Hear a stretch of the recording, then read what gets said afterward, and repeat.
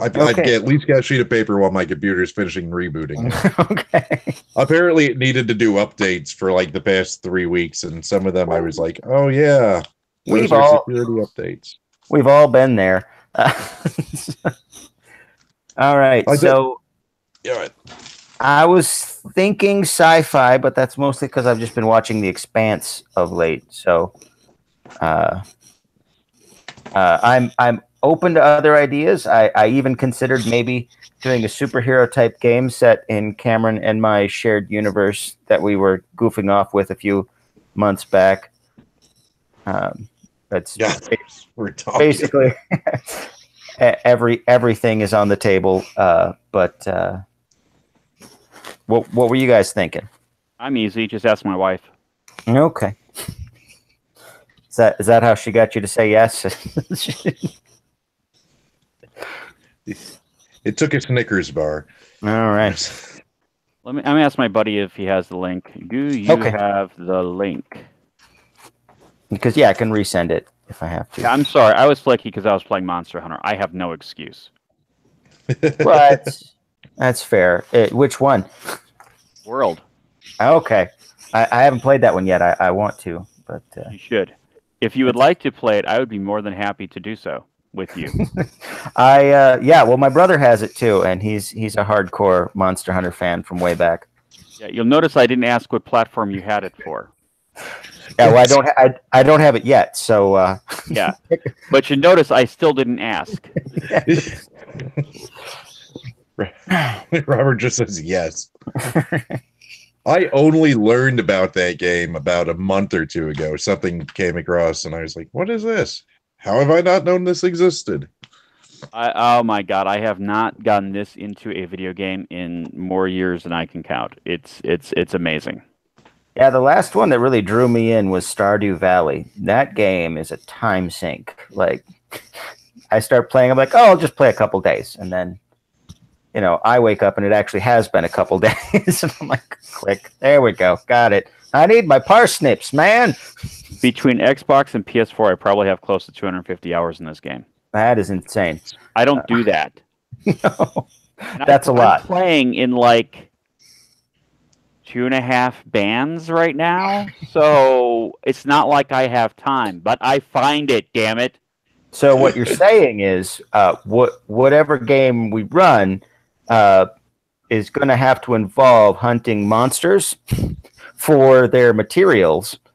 On the plus side, I actually think I have a crafting system, if you'll recall Jade Punk, that would work pretty well. Howdy. I think you're muted. Yo, for me? No, Sagan. Oh, hi. Also known as Meese. Meese. Yeah, I didn't realize. His name is not actually Sagan, believe it or not. I believed it, because I don't believe anyone's last name is Carl. Carl! All right. So, I'll put that down. Monster hunting. Well, you don't have to have that in there. I like my video games, my RPGs being my RPGs. I'm just saying. Your peanut butter and your chocolate? I'm not opposed to it. But me, I mean, I'm going to be like, okay, what would the story of hunting the monster be, for actually playing? It's true. It's true. Well, I'm just saying I can have that in as a side thing that happens at sometimes. I've watched Hunter x Hunter. I could make that work.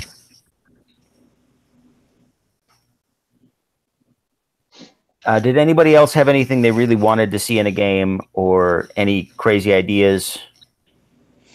Okay, so we're thinking, first of all, a space adventure, right? Yeah. Or are we I mean, if you want to do something else, if you want to do something else, we can do something else. But yeah, right now, a space kind of adventure.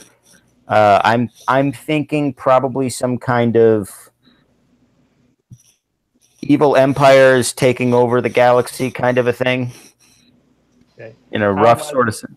How much how much goofiness do we want in this game, or do we want like the Grimdark game? Maybe. Well, it's a goofy game I'm mode? running, I don't so know. there's going to be a fair amount of goofiness. I mean, I did invent the drug addicted robot for one of my games, so Well, my last game I had an actual AI of Woodhouse from Archer. And okay. He was addicted to virtual heroin. Yep. Okay, so a fair. I think I think the most serious I could probably manage would be something along the lines of Guardians of the Galaxy, or maybe Star Wars if we get a really focused game. But I tend to make jokes, so Yeah, it's fine. I'm just trying to more or less get my bearings to see what kind of ideas I can throw around. okay. So if it's not like monster that is your brains and stuff like that, probably more like Herta. But Oh. still dangerous. Yeah, there's going to be a lot of action. I tend to focus on that a fair bit. Okay. But I was just wondering if there was anything in particular anybody really wanted, like, oh, we have to do something like this or something, and then I would absolutely go that way. Otherwise, we can start digging into the world building part. Mm-hmm. Oh, Yeah, I personally don't have like a must-have suggestion. Okay. So maybe we just brainstorm stuff and see what sticks. Okay. We could go totally nutty and spark it up. I do have a space character that I wanted to use in a game, but the game was like canceled one session in. Is it a genetically engineered raccoon? Ha. No. What's a That's the point. A space mountain. It's a genetically.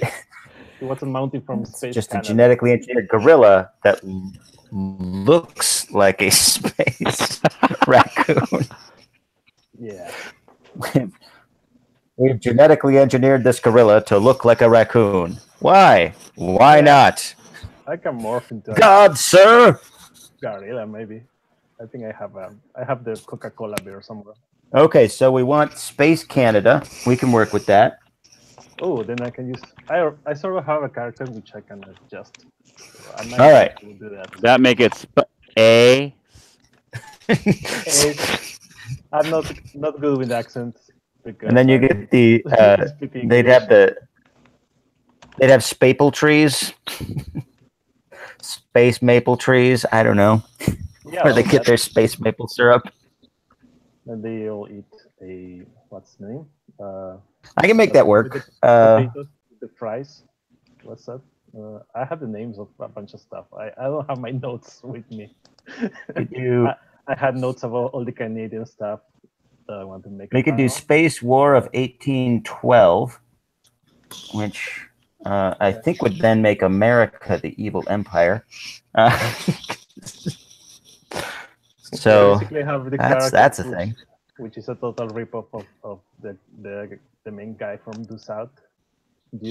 Okay, I love that show. Yeah, it's almost impossible to find though. Like it's all on YouTube, completely. Is it? I think.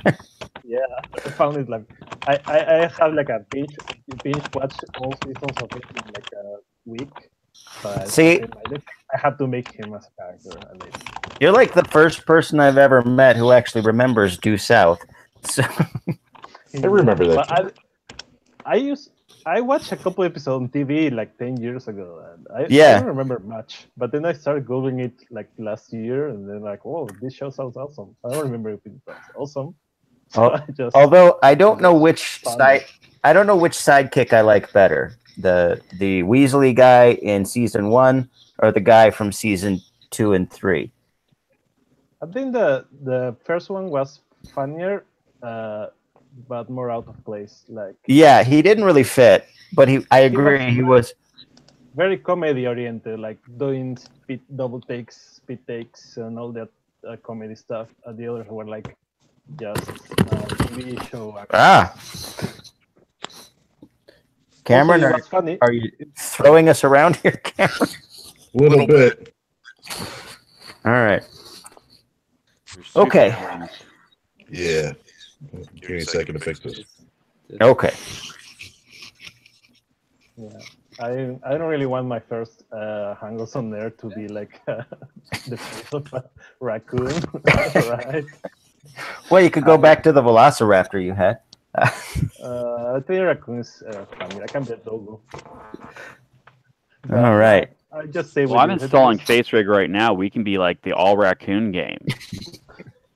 No, because I don't know how that works.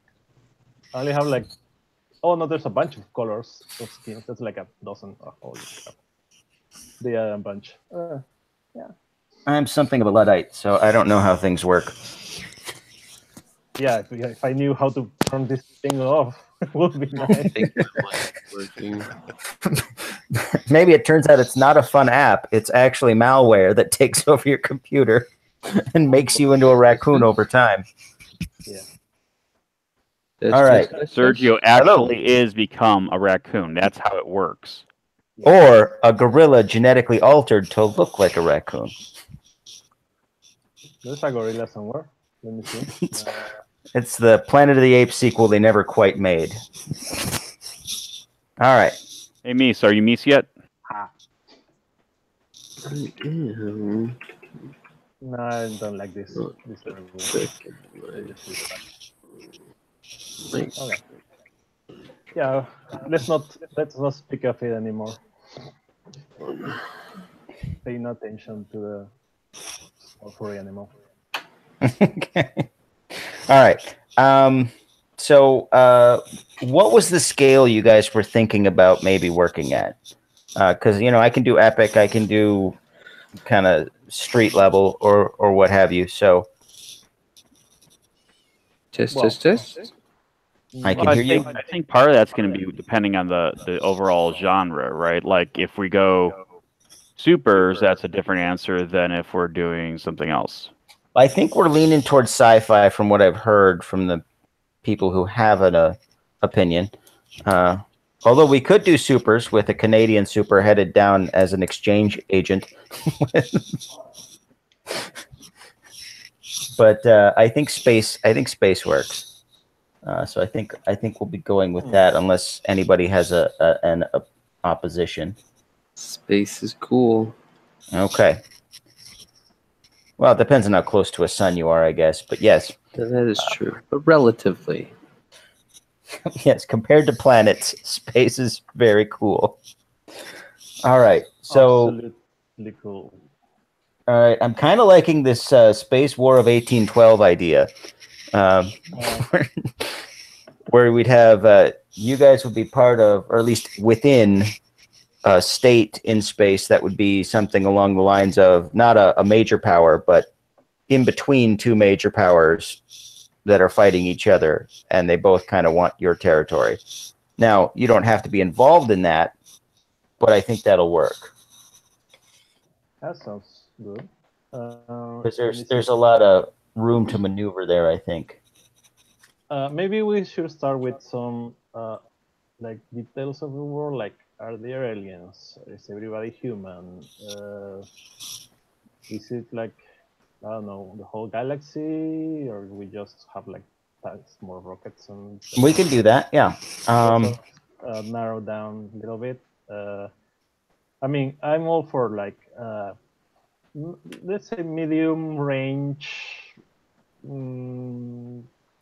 FTL, like not like just jump to the next galaxy and back in 3 seconds. Okay. But not like, oh, we have a ship. We need 10 years to reach a destination. Okay, let's pace ourselves now. I don't like okay. Much. I kind of like the idea of there being I'm having a thought, so go ahead and tell me if I'm stupid as I have it. Like there being like a precursor alien race that are still kind of around, but they got like super passive or whatever as they got, became an ancient precursor race. So they have all kinds of cool technology on their planets, but they're really easy to conquer. so basically, when humans showed up, they just took all their stuff. Yeah, so fun. Sounds And like humans. So maybe now there's like precursor fleets that run away from humans or what have you. And so there's at least one alien race. I don't know if anybody wants to play an alien. I'm fine with human or humanoid. For my character, at least. Okay. Could be a Canadian raccoon. But I'm not too keen on it. That. Maybe a human.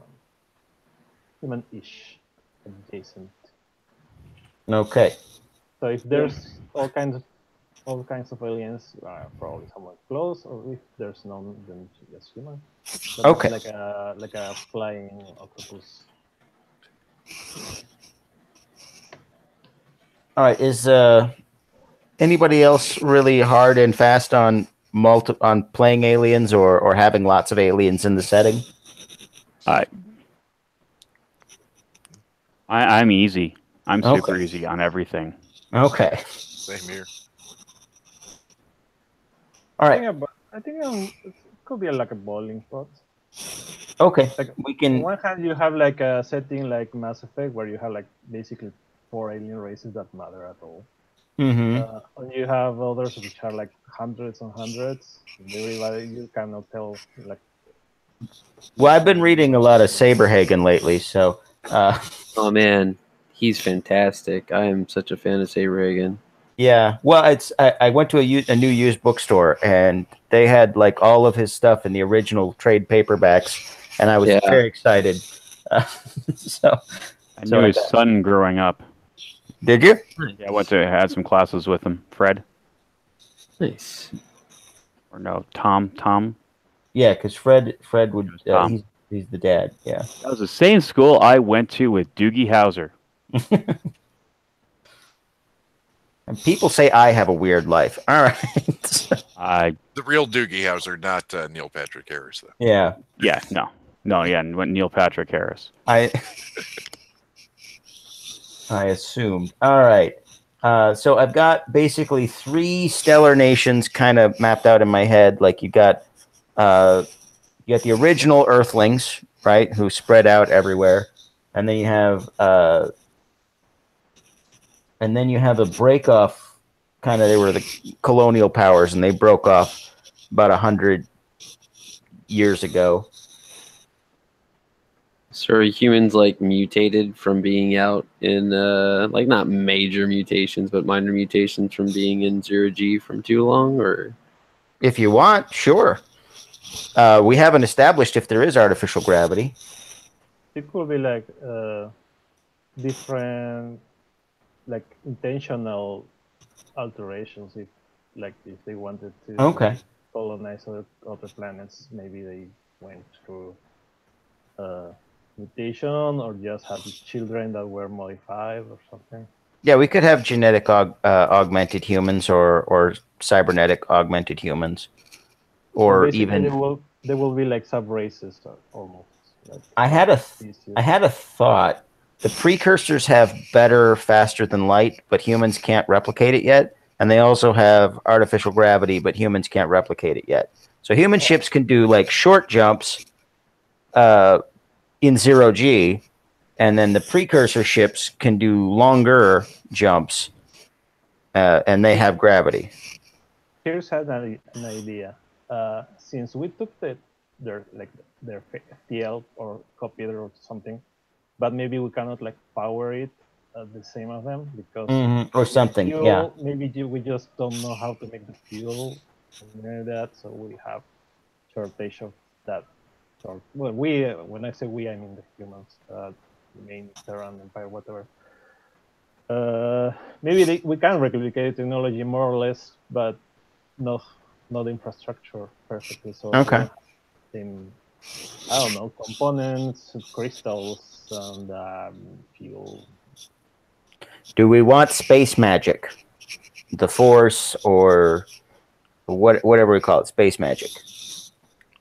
Psionics are also space magic. Psionics are also, yes, any kind of pseudoscience layer on top of it. I mean, technically, faster than light is also space magic, but I guess, but we have to call it space magic. That's kind of yeah. No, better not. You mean like intrinsic? Yeah, okay. Let's say intrinsic powers or something like that. Which, like you would say. Yeah, something like that. Or maybe techno magic, some kind, like you don't actually have to have magic, but you have secret knowledge. I like the idea of it being, if we're going to have space magic, I kind of like the idea of it being somehow related to faster than light travel.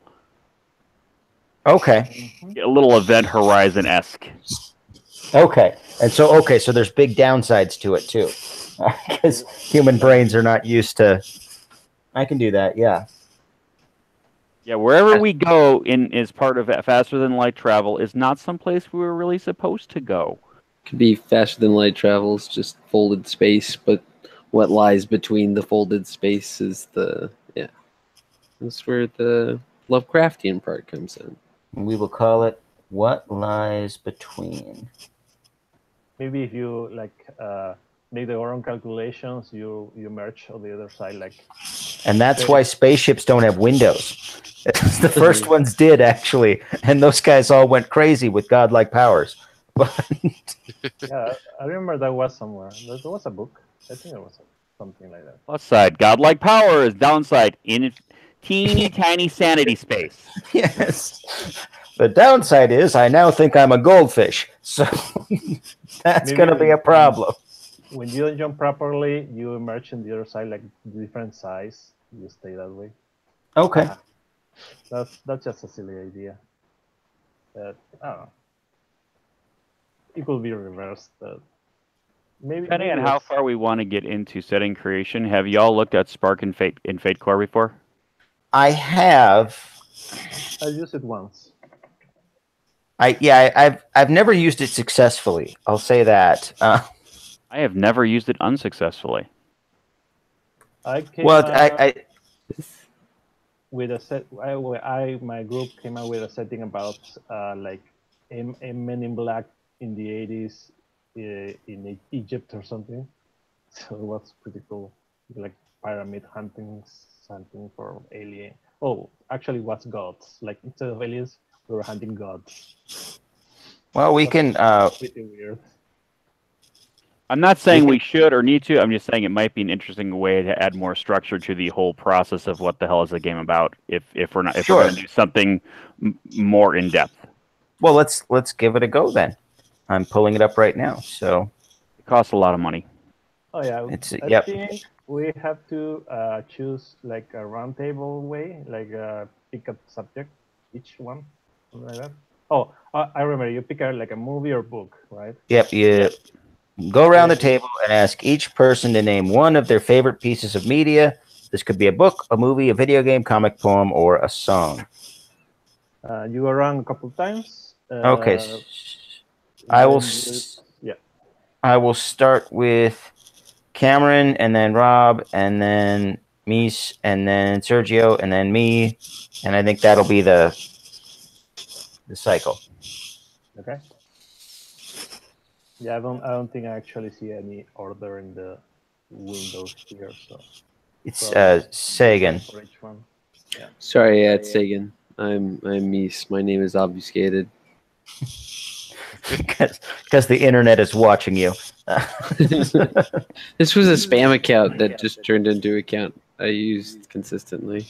Not obfuscated, redacted. Well, no, you got to go like this if you're obfuscated. And then who's played Mind's Eye Theater, you know what I'm talking about. Yeah.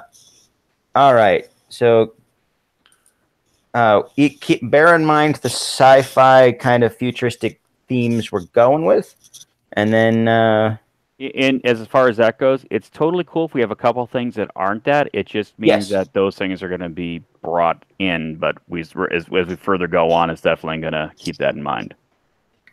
All right, so Cameron, list a favorite piece of media.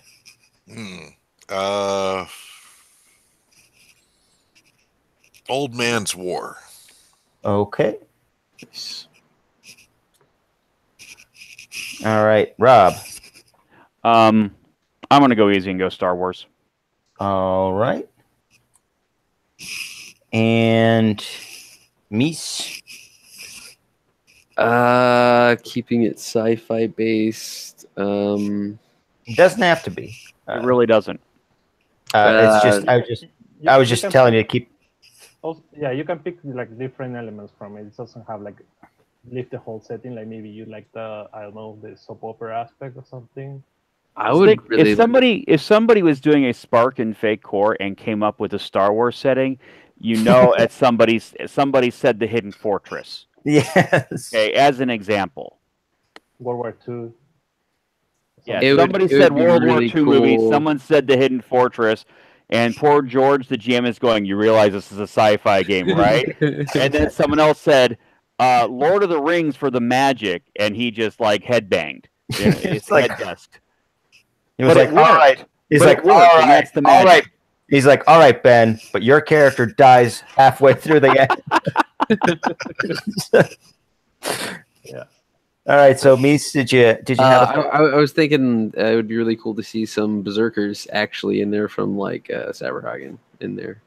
All right, really cool and terrifying.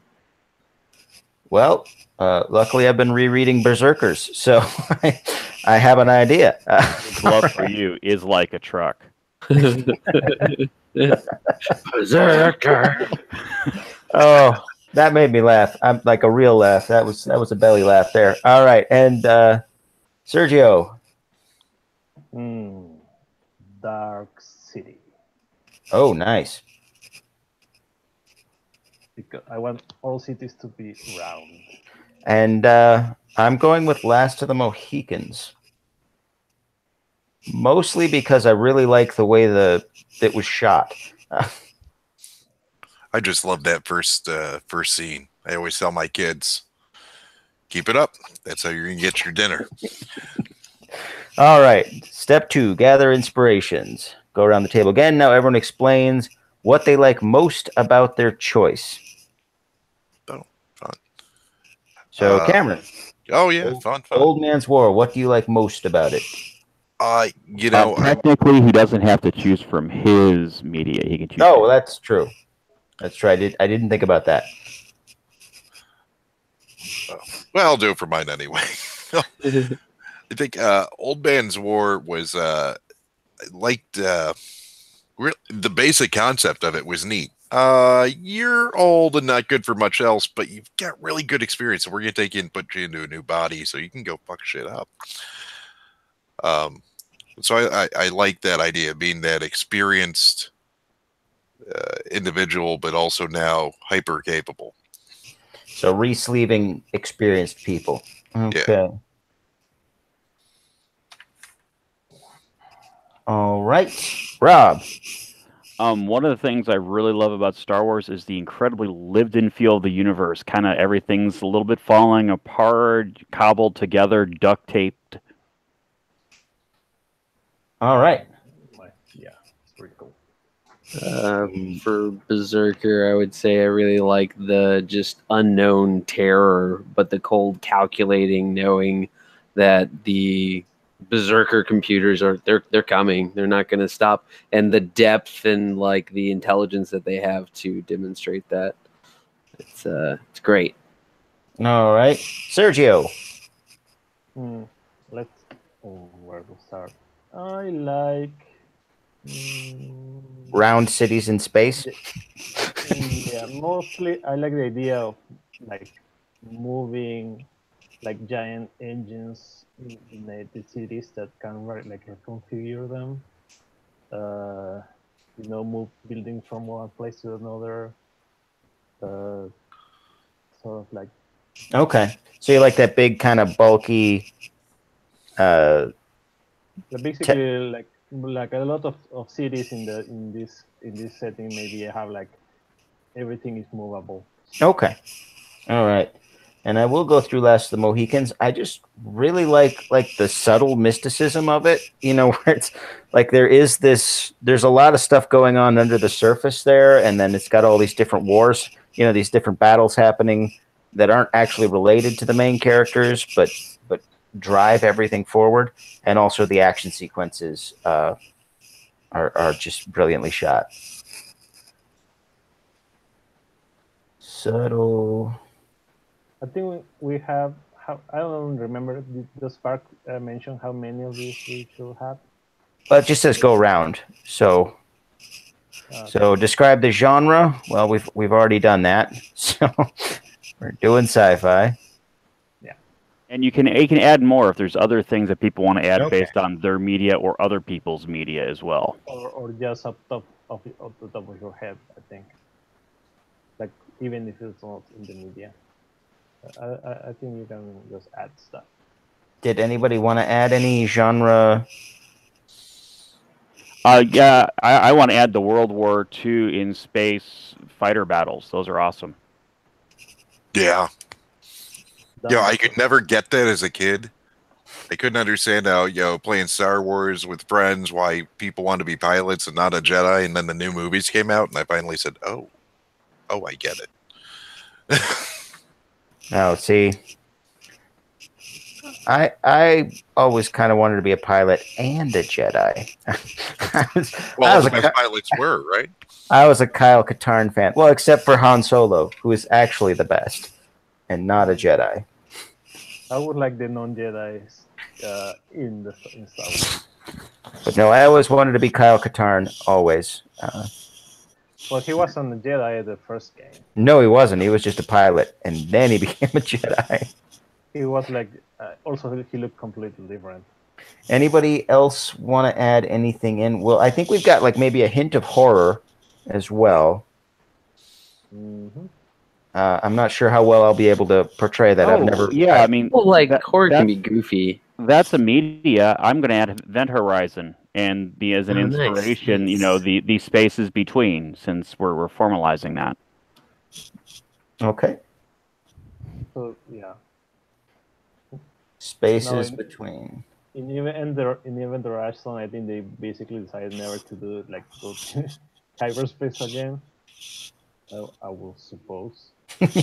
Is there a way? I'm very new to Hangouts. Is there a way I can turn up individual people's audio? I do not see an option to do that.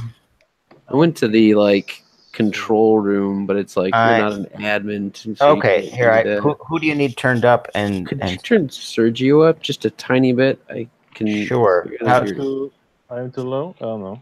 Yeah, you're a little low. You're a little low, so you're probably low to everybody. I have a really crappy microphone. Sorry. Is that better? I raised it up. No, that's way better. I can hear much better. Okay.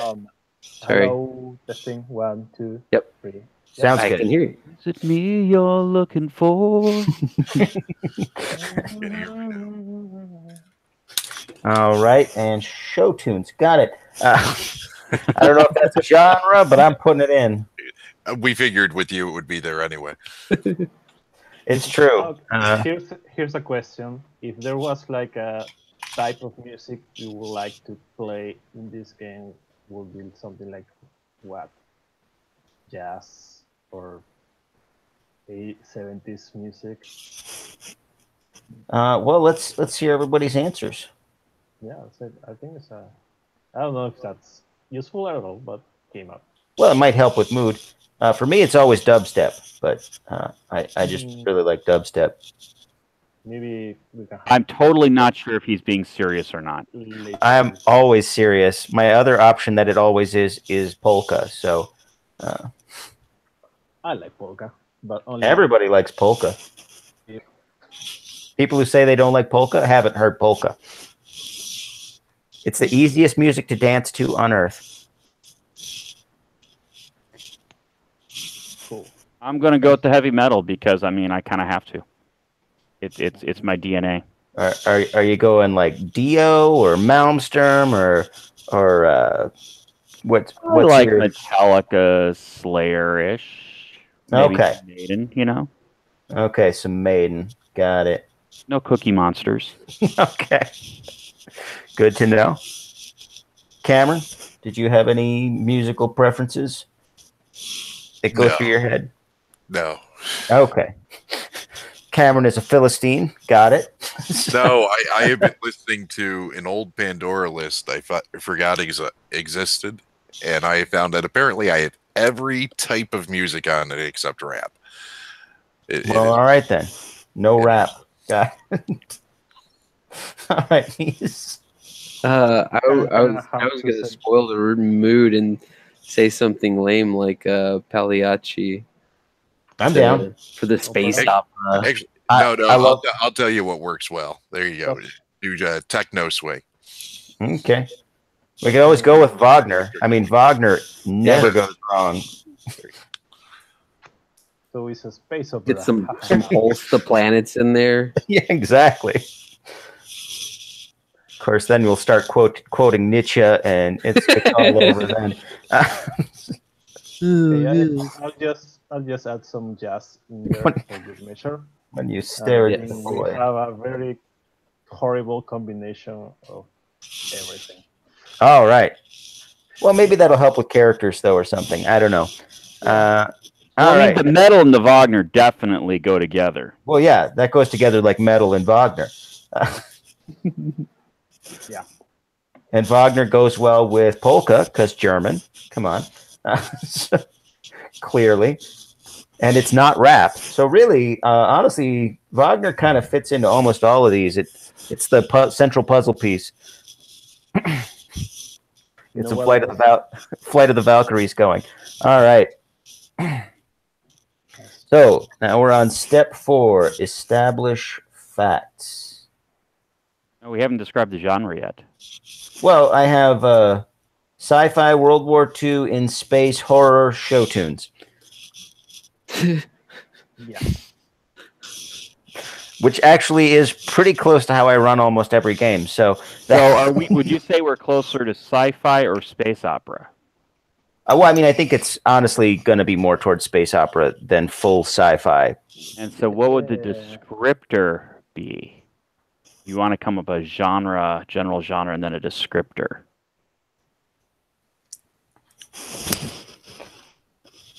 A lighthearted romp through a horror-filled multiverse. Cool. I'm into that.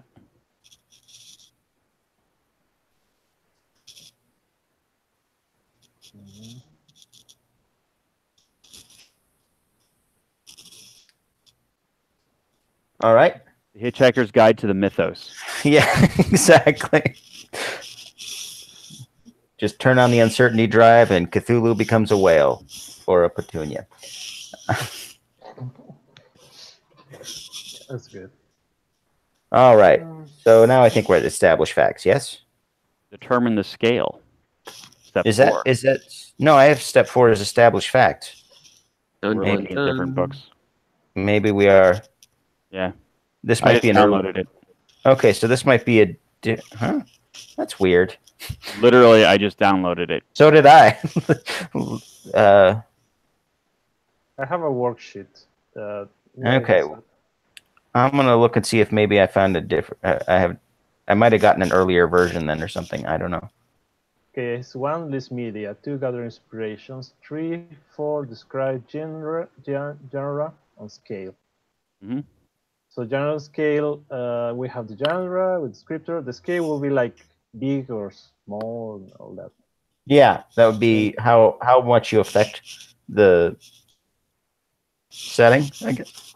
Well, it's what is the scale of your impact as well as the problem? Are you dealing with problems that are local to a city or region, or to a planet, or to the galaxy, or the universe, or the multiverse? Mm-hmm. I'll say it's bigger than a planet, definitely.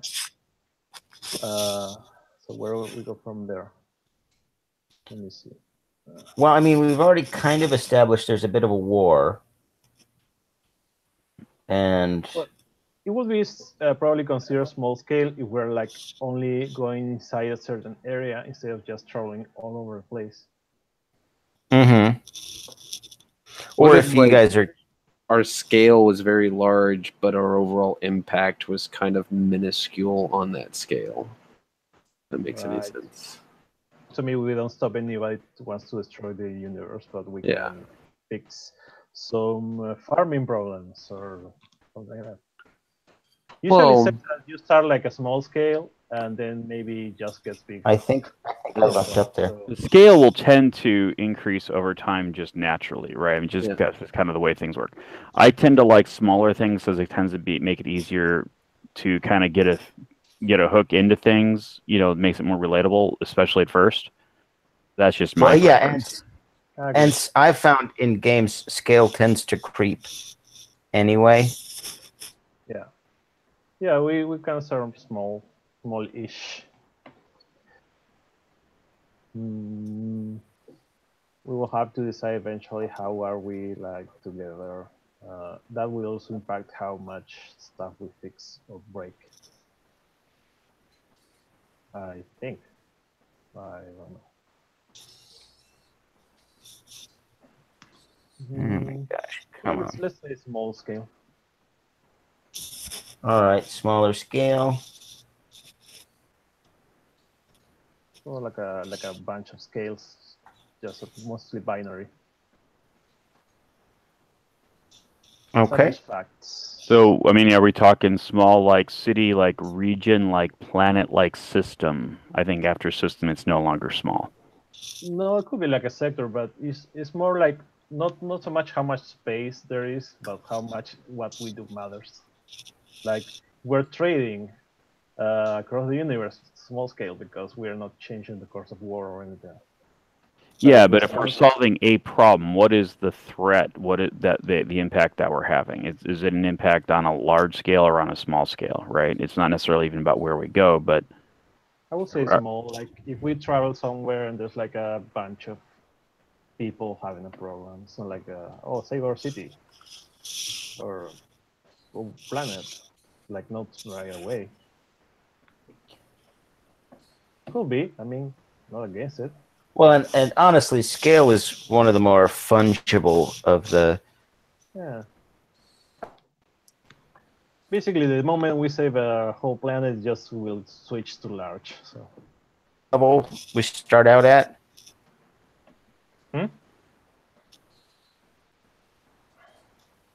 I see it as like system level. I would say a bunch of systems, like close ones. If we're going like to FTL stuff, we probably are going to be like going far back and forth, probably between a couple of places we know. Okay, so it'll be basically for the initial adventuring anyway. We'll be along a set kind of trade route. Yeah, I think so. That sounds right to me. Which does mean you probably won't have to worry about the going insane part, at least initially. Maybe we're all insane. We're all going insane. That would be the way to make the most money. You get that high risk, but you got to fold space and maybe. Yeah, and I don't know that everyone that ever goes through space comes out the other end insane, but that's definitely where the madness creeps in. It's also where I think the berserker type hose. Yeah, and I also think it's where the berserker type things come in. Is initially they wanted to use AIs to jump through space because they figured they wouldn't go nuts, and then all of a sudden you've got a bunch of homicidal, crazy artificial intelligences in charge of ships with godlike power, sort of. Okay, sure. And that gives me something to play with. Let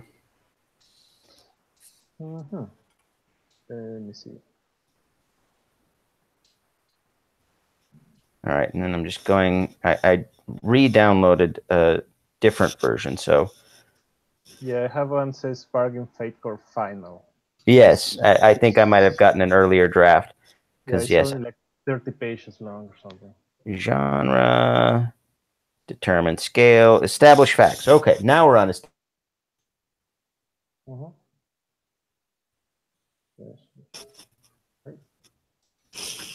So each fact expresses two different inspirations. Oh, first we're on facts, right? Okay. Okay. Everyone on the table should take two takes. And this is why it's okay to have more inspirations if people want to go through and add a few more of those. Yeah, if you guys have other inspirations you would like to add back in, that's fine too. Although honestly, I think yeah. Well, I have a worksheet, and at least something like 6 or so is a good idea. So usually you go around multiple times. You're like only a couple players, but if you're like 6 players, you probably only need to go once. Okay. Well, we have 6 right now. We have Event Horizon, Last of the Mohicans, Dark City, Berserker, the series. And the inspirations. No, the inspirations are the things we got from the media. Oh, right. Sorry. But yes. Yeah. Movie cities and the space in between. Okay.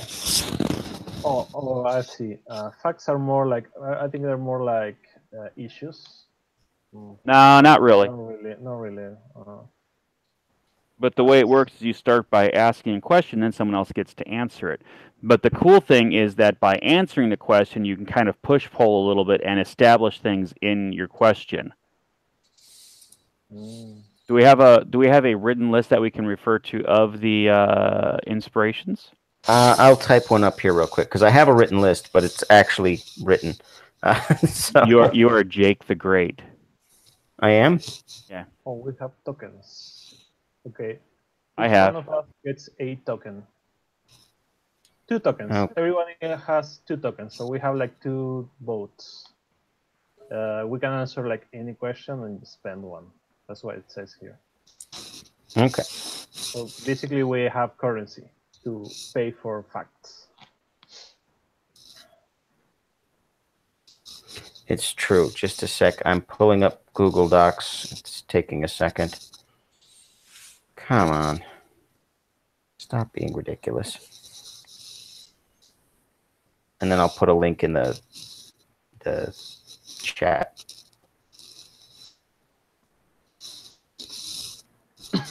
Once it finishes loading. All right. And if when you read it, you see the an incorrect descriptor, just let me know. Please. What? Is this like an overlay thing? I don't know. Oh no, I'm just going to send a link to the Google Doc. Oh, okay. Once I get a link, come on. What the heck? Well, why is my internet? My internet is slow now for some reason. That's probably my fault. Sorry. No, it's because I live in the boondocks. And the raccoon virus is taking over. Yeah. It's my secret plan. Hold on, I'm launching FaceRig. I'm going to use the pug avatar. Is an improvement. Does that mean if we build a city in World Creation, that's Raccoon City? Because I have issues with that. So, stars. with their Mountie who comes along too. Yeah, he only punches people. He never shoots at anybody. He's like, well, he's Canadian. Yeah, he's a sorry. They're terribly polite. Yeah. Why are you doing polite this? zombies? They apologize when they eat your brains. That's for they have brains with gray poop on. Gray poop on what?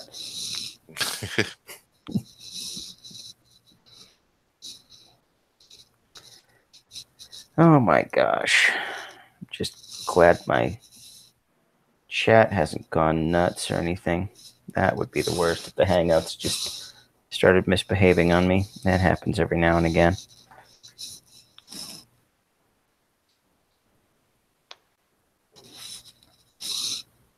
Okay, maybe I shouldn't have done the Google Doc because this is just awful. Come on. It was going so smoothly, too. Does somebody else want to do a Google Doc and then link it? Because I can. I've got nothing.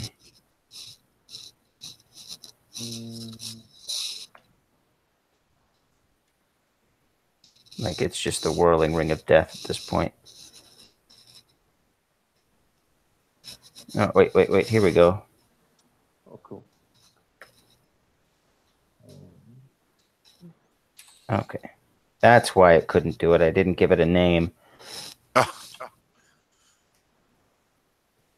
Yeah, names have power. All right.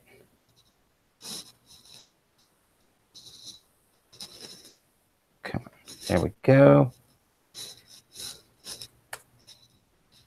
There we go.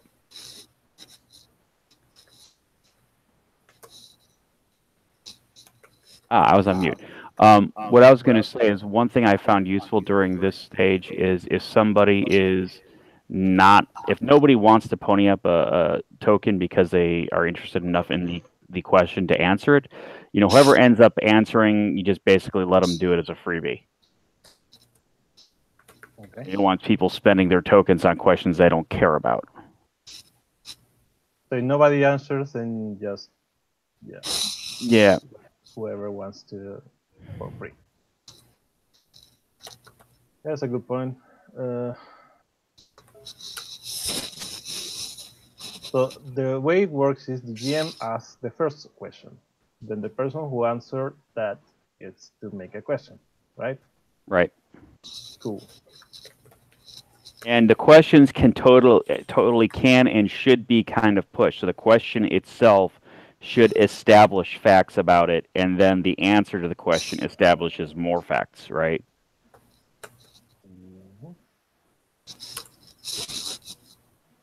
Okay. I think I'm following along, but it's entirely possible I misunderstand everything.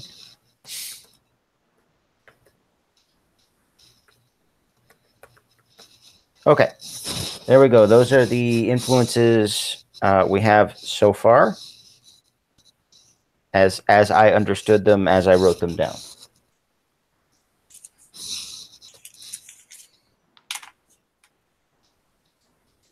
So an example of a question might be, you know, it's a lived-in universe, so a lot of the technology is kind of, you know, barely maintained or running. How does that, how is this technology breaking down or being on the verge of being lost impact the process of resleeving people? That would be a good question, because I'm establishing, hey, this is actually a thing that's occurring, that the technology is breaking down, yada, yada, yada. So that's the push part of it, but then the complication can be answered by the person. That would be an example of a question.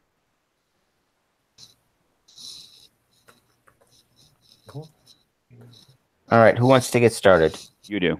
You're the GM. You start. I do, huh? Yeah, sorry. I hate getting started. All right, let me just finish this. Don't. Let's start. Okay. All right, so I got to come. Let me see if I'm following. Sorry, questions based. Asking one question about the setting. Okay, and then it's a combination of the two. All right, I'm just following along. All right. How does the subtle mysticism from that part link with the spaces? No, that's too easy. Link with the. Try to be specific. Don't just put things together. I know. That's why I was correcting myself, because it didn't sound right when it was coming out of my mouth. No, it's good. It's good that you correct me, because otherwise I will just kind of go along. Okay. in a city where all the buildings can move on a whim,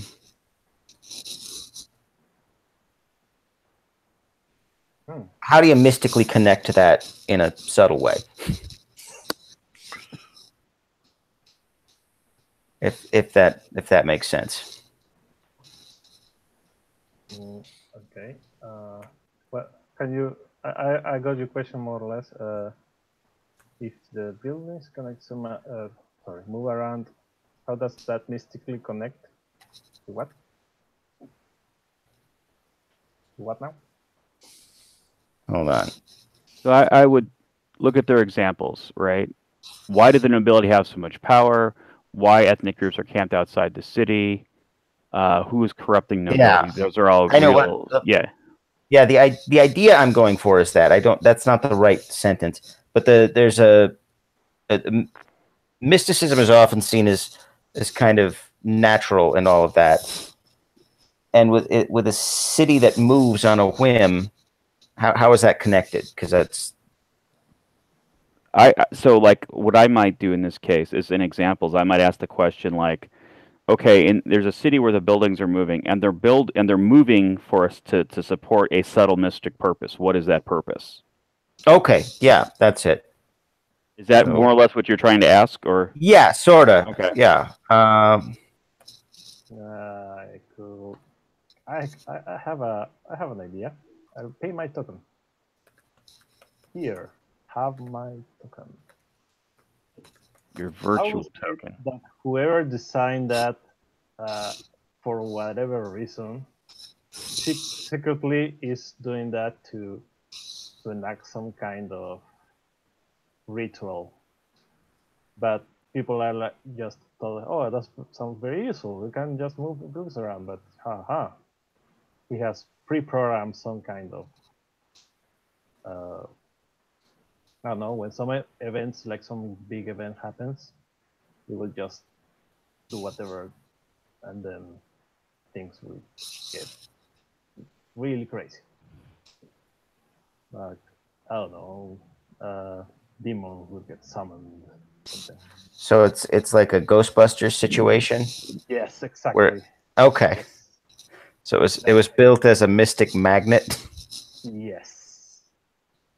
So it will, I don't know, we'll make a pentagram or something. I don't know. Whatever mythology the guy buys in. I went with it's a mystic magnet that draws in the dark forces. Dark side of the force. Dark Forces 1 or 2? Hey Jake. Yes. I got the Disney lawyers on the other line for you here. Tell them you're busy. Tell them I'm broke. All right. Oh, I guess I know how to ask a question. Let's say, is there like some kind of big, like huge disparity between like social groups? Like, are people like super rich or super noble, or kings and queens and presidents, and everybody else like nobody, or it's more like a democracy kind of thing? I'll play my token to answer that. I'll say that there's definitely going to be massive disparities between people because we already say that resleeving exists, so that means that there can be like Methuselahs that live forever and can basically break the system. In John Malkovich's mind. Well, and the interesting thing is resleeving is for people who are older. Was there a movie where people sold time or something like that? Like you have time to live, and then you sell it to somebody else. Then he lives longer, you die. I remember a movie about that. I don't remember what it was. In Time. It was called In Time. Oh yeah. Yeah, time is definitely part of Time was the currency. Yeah. Cool. Well, I don't tell you that. Yes. Wandering out loud. All right. Carry on. Okay, then, Mies, I think it's your turn. What is the direct connection between the berserkers and the spaces in between? I will answer that. The direct connection is the holes in between the universe are essentially what has allowed whatever non-Euclidean, abnormal, non-spatial insanity producing stuff to essentially infect the machines and give them sentience and will. That is, assuming they are actually sentient and willful on their own and not merely puppets of the things that are living in that are coming from that other place. And just kind of hijacking. It's not yeah, we're not entirely sure yet whether they're fully, self-operating or whether they're being directed, but either they're self-operated because of the changes they've gone through as a result of that, of the leakage, if you will, or the leakage is basically the control mechanism. Gotcha. But we know it's the leakage and what's been done to them internally. Now, I'm not sure if that's like becoming like, semi-bio or whatever, but that's what's allowing them to destroy everything. Nice. I just want to point out, in case, I guess everyone knows, figures out the GM also gets 2 tokens. Just so you know that. Okay. I'm helping. Just people have been jumping on the answers really quick, so I haven't had a chance. So, Yeah. all right, Rob, I believe it's your question.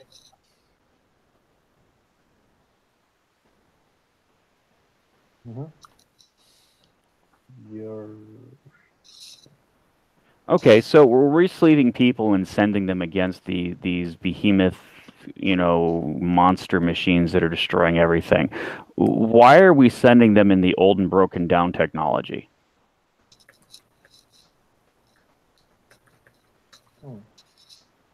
I have an idea for that.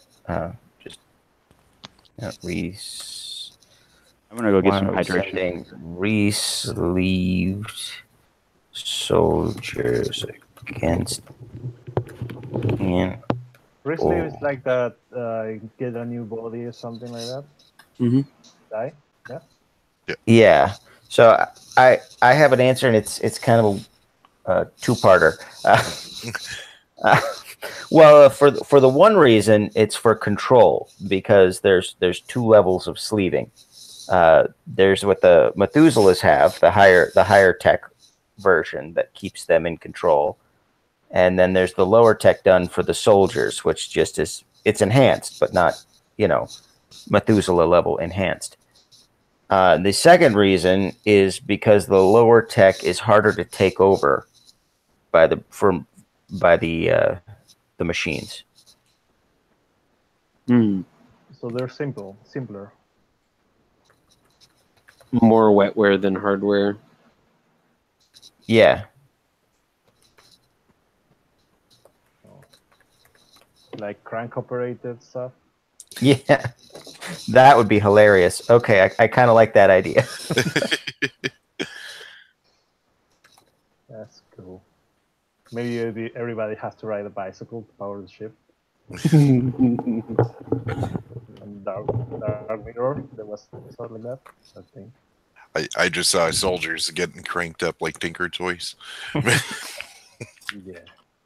They're called Tin Men.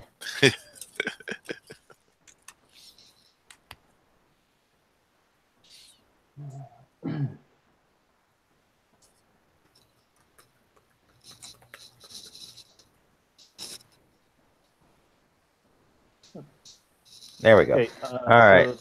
Wait, did you answer the question or ask a question? I answered a question. Cool. So I think that means I get to ask a question. Yes. Yes, sir. Yes. Okay, let me look over the samples they have again, just to see if I can get a thought.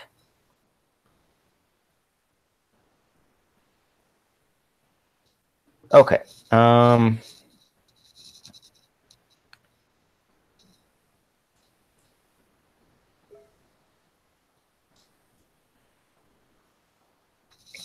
right, so because it's a lived-in universe, it's got that kind of crummy tech. How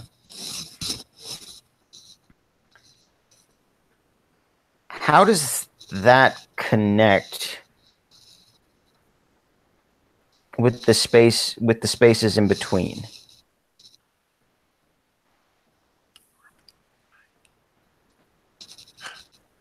I'll actually answer that one if no one else wants it. I was actually thinking I might. Then go for it. And see, how does it connect with the spaces in between? My thought on it would be, it's really crap. I lost the word. It's not so much. I'm thinking of it in reverse, whereas the spaces in between are able to. Well, we just defined that they weren't able to interact. I was thinking of entropy for being sped up, but that's not it. So maybe I should let you have it, Rob. I was going to go the Battlestar Galactica explanation. The old crappy tech is basically so primitive that it doesn't give the things in between enough of a hold. There's not enough complexity in there for them to corrupt and bend to their will. That sounds a little bit similar to what Jacob said. It's true. I kind of like it though, because it does lead to some interesting things. It kind of builds upon it, so yeah. Yeah. True.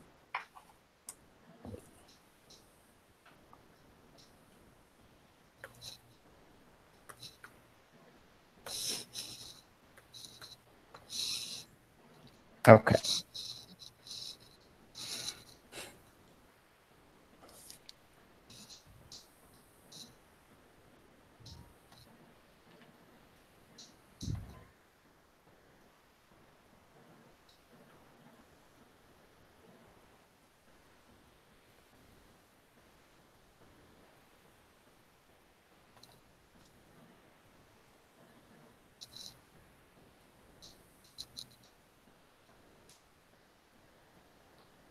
Okay. I think, Rob, that means it's your question? Indeed. And if we have to go back and do more influences, I think we can. But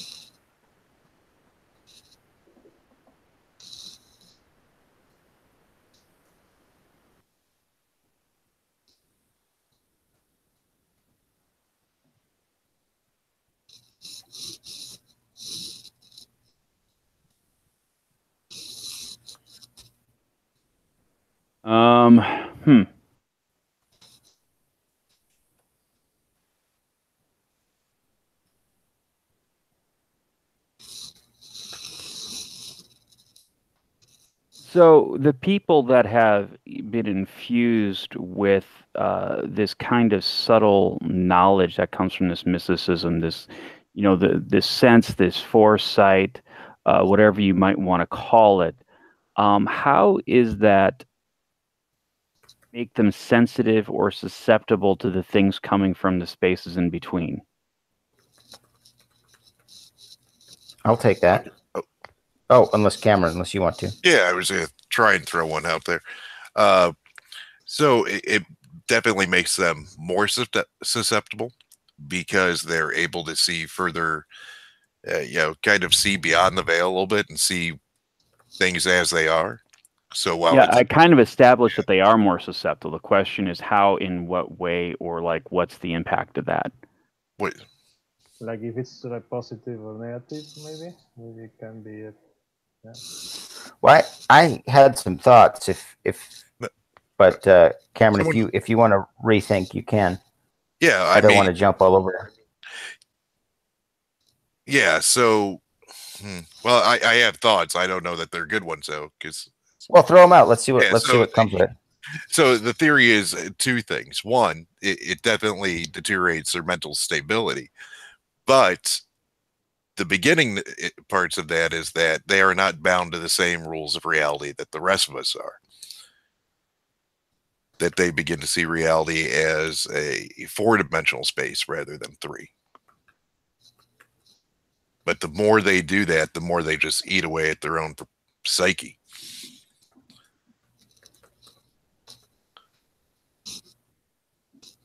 Okay. Is everyone okay with that answer? I think that works. I think that's good. Yeah, I like it. And so maybe they're not actually going crazy. Maybe they're actually going incredibly sane. That's right. I don't know if that's this cool like fine tune that maybe they get like the citizens different, but maybe this makes them less susceptible to actual control from these entities or this space or something like that. I don't know.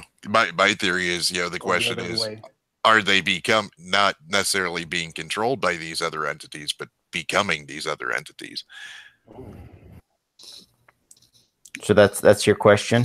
Mind blown. Okay. So I don't know that we want to answer that in this stage. Yeah, it's Cameron's question's turn. Oh, so I'm actually supposed to ask a question. Yeah, that's one I don't want to answer. We'll never know. That's in season 4, and then it'll be canceled. So, it's a 2-parter, and it gets canceled between the 2 parts. Mm-hmm. Wait, you're my bro.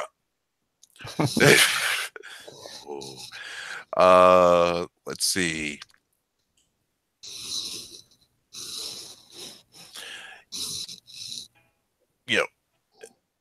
We have this advanced technology where we're able to re-sleeve bodies and everything. The question being, for me, how advanced is non-genetic technology? We haven't moved to a singularity society, but why?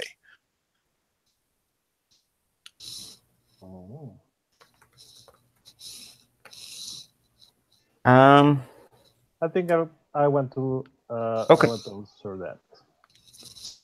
Okay, I think actually here's an idea.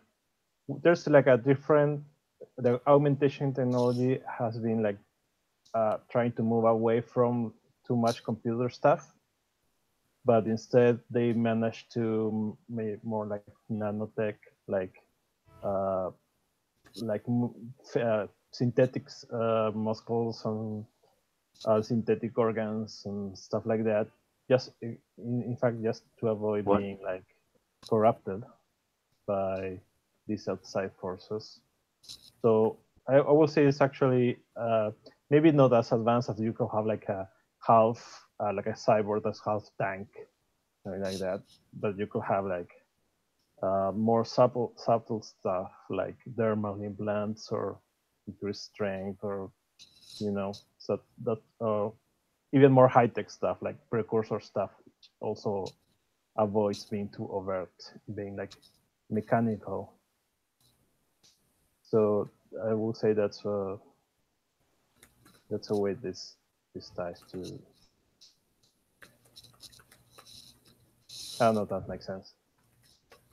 Okay, so I think I see what you were saying. I'm going to read kind of back what I was thinking you were saying, and you can correct me where I'm wrong. So because they had to move away from computers and automation, instead you get a lot of mechanical stuff, but some of it is very, very small mechanical stuff, so long as it's still mechanical. So like the precursor stuff is all still levers and knobs and stuff, but it's really good levers and knobs and stuff. I was talking more like about like personal augmentations. Okay. Like cybernetics. They move away from mechanical stuff because that's just so corruptible.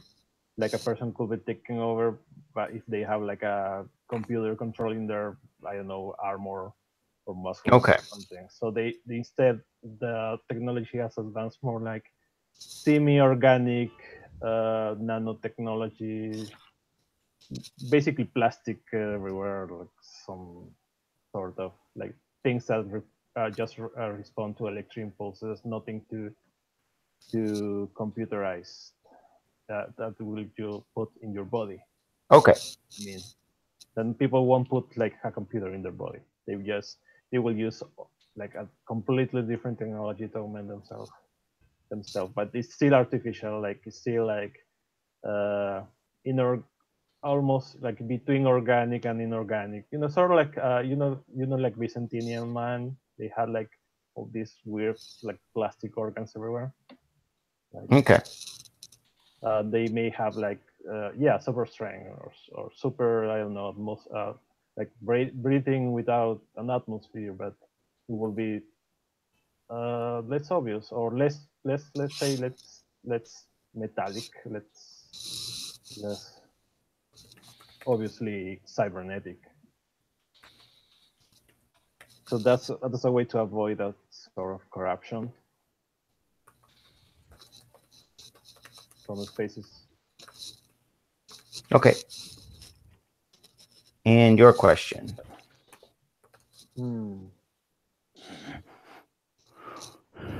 Okay, let me see the document again.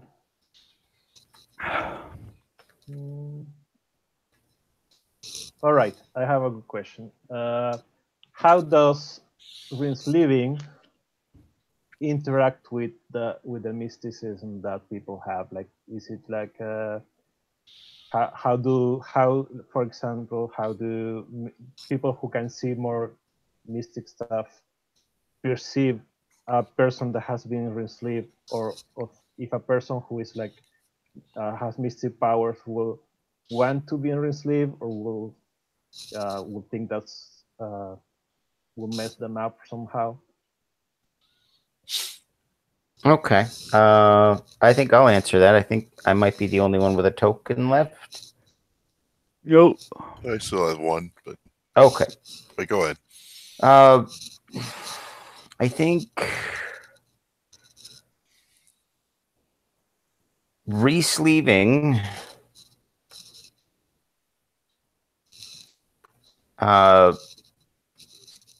speeds up the mental decay. So they can do it, but by and large, many of them avoid it because it makes you crazier faster. And there's nothing worse than a powerful space wizard in a superhuman body going crazy. Mm-hmm. So it will be like it will interfere with their, well, yeah. Yeah, it doesn't. It doesn't actually affect their abilities. It just increases the speed of decay. Is that something that affects people who are not attuned to this mystic power? I think it would be more interesting if we left that as a mystery, because we do have like the really old guys who are running everything. Cool. And the idea, there could be whispers and rumors floating around all the places that they run saying, well, maybe they're all insane. That would explain last year's tax plan or something. Yeah. All that new, like, Soylent products has been... Oh, that's just propaganda. Soylent Green is perfectly safe and it's delicious. Soylent Kits. It tastes different. I've heard the same rumors myself. I don't know where they get started. I think me still has both of his tokens. He better use one soon, or he's gonna be like left talking to himself. Who has? Oh man. All right, let's ask more questions if there are like a couple tokens left. All right, so you got the unknown terror. Oh, he's been talking all this time. It's like I was wondering why no one liked any of my ideas. I was starting to feel hated. Cameron, did you mute yourself? No, I think Sagan left because he wasn't his mic wasn't working. Well, there we go. Talk now. Yes. We can hear you now. What that? Yeah. Sorry. I've been talking to myself. He was doing it. Anyway, That's probably because of the insanity. All right. Well, here's my question. What do these ancient body hopping rulers need with moving cities? All right.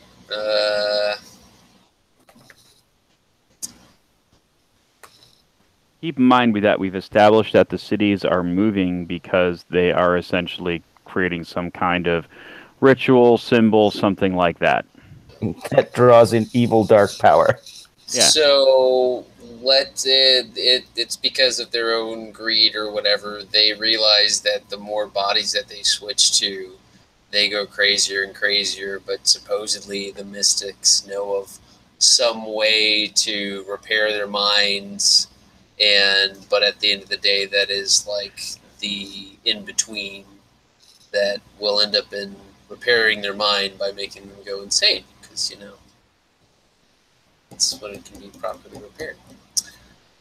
So the main reason I would say that they're going after that is because they believe it will be like a fountain of youth for them. So they continue to perpetuate this ancient ritual. Oh, yeah, maybe. But it's not necessarily a fountain of youth, as they already have eternity. The only thing that they need to revitalize is their own sanity. Maybe they're related to the creator of the cities.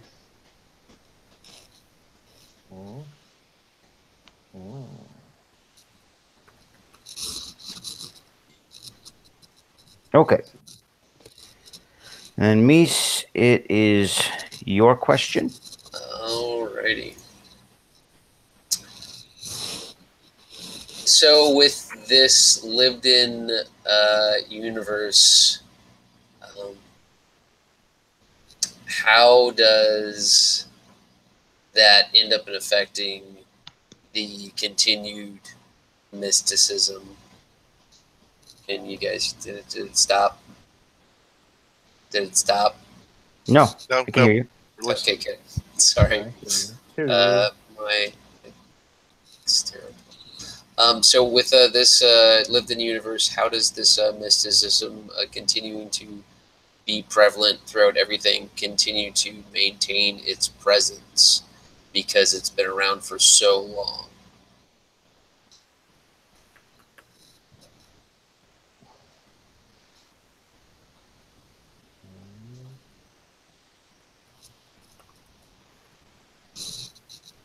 Like, what keeps it modern?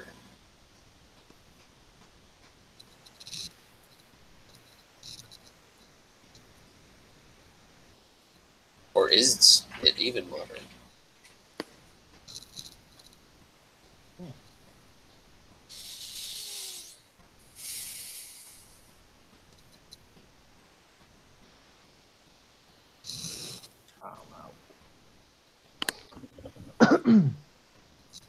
Well, I got no tokens left, so I don't have an answer though.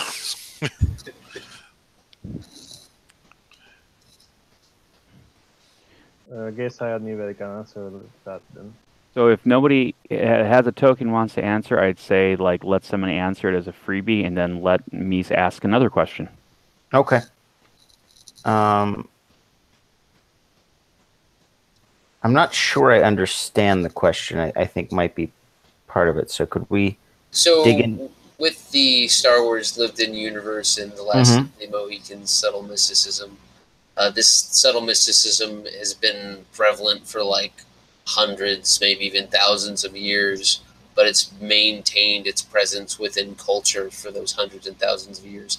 How has it been able to do that? Has it integrated itself into the culture in such a way where it's like a dogmatic society where it's like, oh, it's this time, we need to go and remember like this particular thing that happened on this day, or is it more of a or is it more of something where it just brings in people for a change your life experience? Like, is it more of a like religion, or is it more of a cultural thing? Like, well, we've established a few things about it already. That it deteriorates one's mental stability when you use it, because you see the universe in more dimensions than actually most human brains are built to see. It's connected to FTL somehow. I think I more or less understand the question. Let me rephrase it if you think that's correct. You mean like there's this bunch of people who are like, I don't know, shamans or whatever. Are they like culturally, like the whole universe thinks about them like they're like important, like religion, like cultural leaders, or is it just some religion somewhere, like a bunch of people? Well, because it's more like a cult. Yeah, because is it a cult or is it mainstream? Yeah, where I go from. Well, I think is it the Jedi in the original movies or the Jedi in the prequels? I think honestly it would be probably looked at more as a debility than something to really aspire to. Like, it's mysticism in the sense of they're more in tune with the universe, but it would be mostly pilots and the like who would end up becoming mystics. You know, I don't know. Yeah, they jump through AI or through FTL. It could be that they're the only people who might be able to negotiate with the berserker types. Because they've also been in contact. Once they're crazy enough, and so it could be that they hold like a ceremonial negotiator position in society. I could see that. Where it's like when your planet is being about to be orbitally bombarded by a berserker, they send up a couple mystics and go, man, I hope we survive.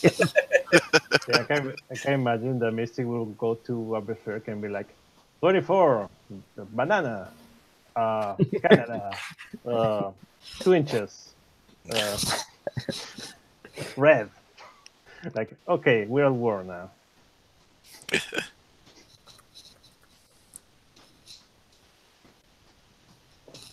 Yeah, sounds good. How many facts do we have anyway? I think it's also totally cool to answer follow-up questions on other facts that have been established. Yeah.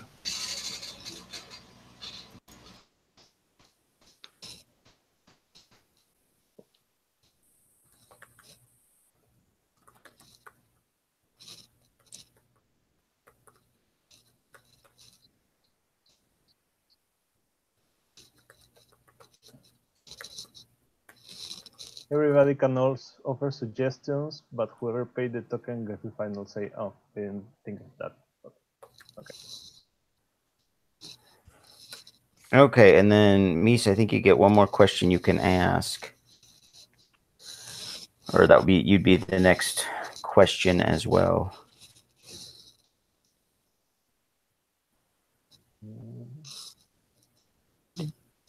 You're muted. Yeah, you're muted. Step into the light, Mies.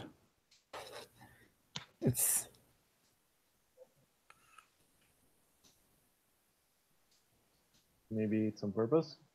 I don't know. Maybe. The cool thing about this avatar is that I can pick my nose. Nobody.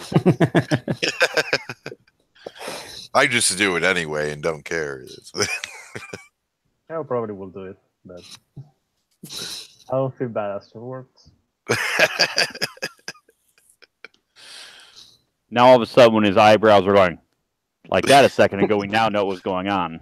Yeah, yeah. If I go spazzy, it's probably because my fingers are on my nose.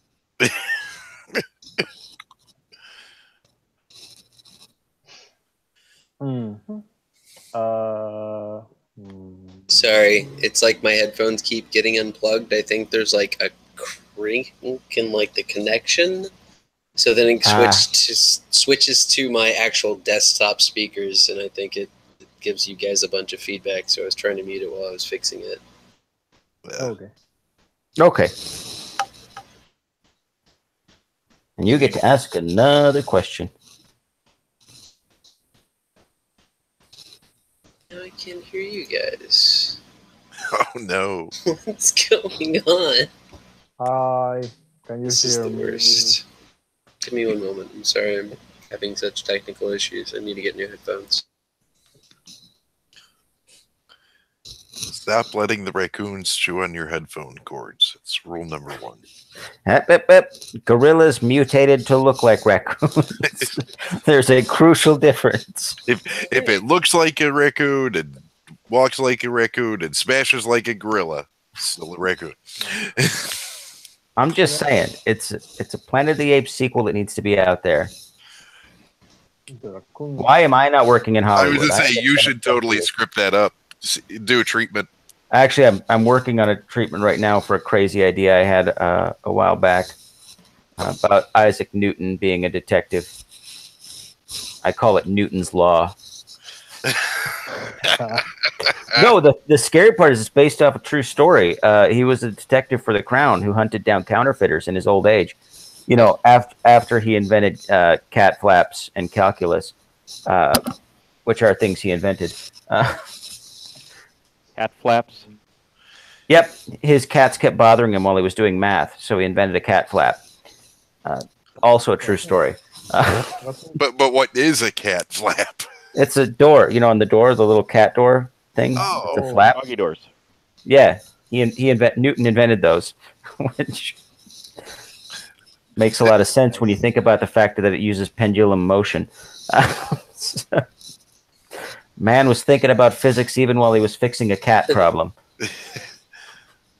Yeah, that tells you, the genius ones always are the laziest. Listen, I don't want to get up to let you out. Especially after he invented calculus and gravity and then went on to try and invent magic. You know, he was just like, you know what? I'm tired of getting out of this chair.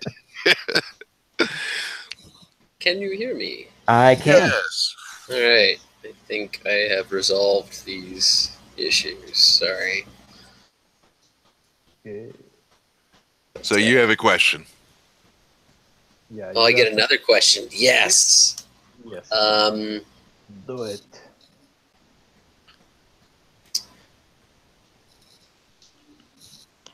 So, what actually gives these old men an actual advantage over the berserkers? They have one, but what is it? Okay. Yeah. Oh, go ahead. You have coins, Cam. Yeah, I So- do. Yeah, so I'm going to try, but I'm going to ask you guys for help because we've already established a few facts. Well, they've got experience. They have tech that is not easily what's the word of corrupted, right? So those are two advantages that we've already established they have. So we're basically looking for something a third option. Yeah, so like they don't just choose from the general population. They find these people specifically, right? What is it that they have that gives them an advantage over the berserkers? Oh.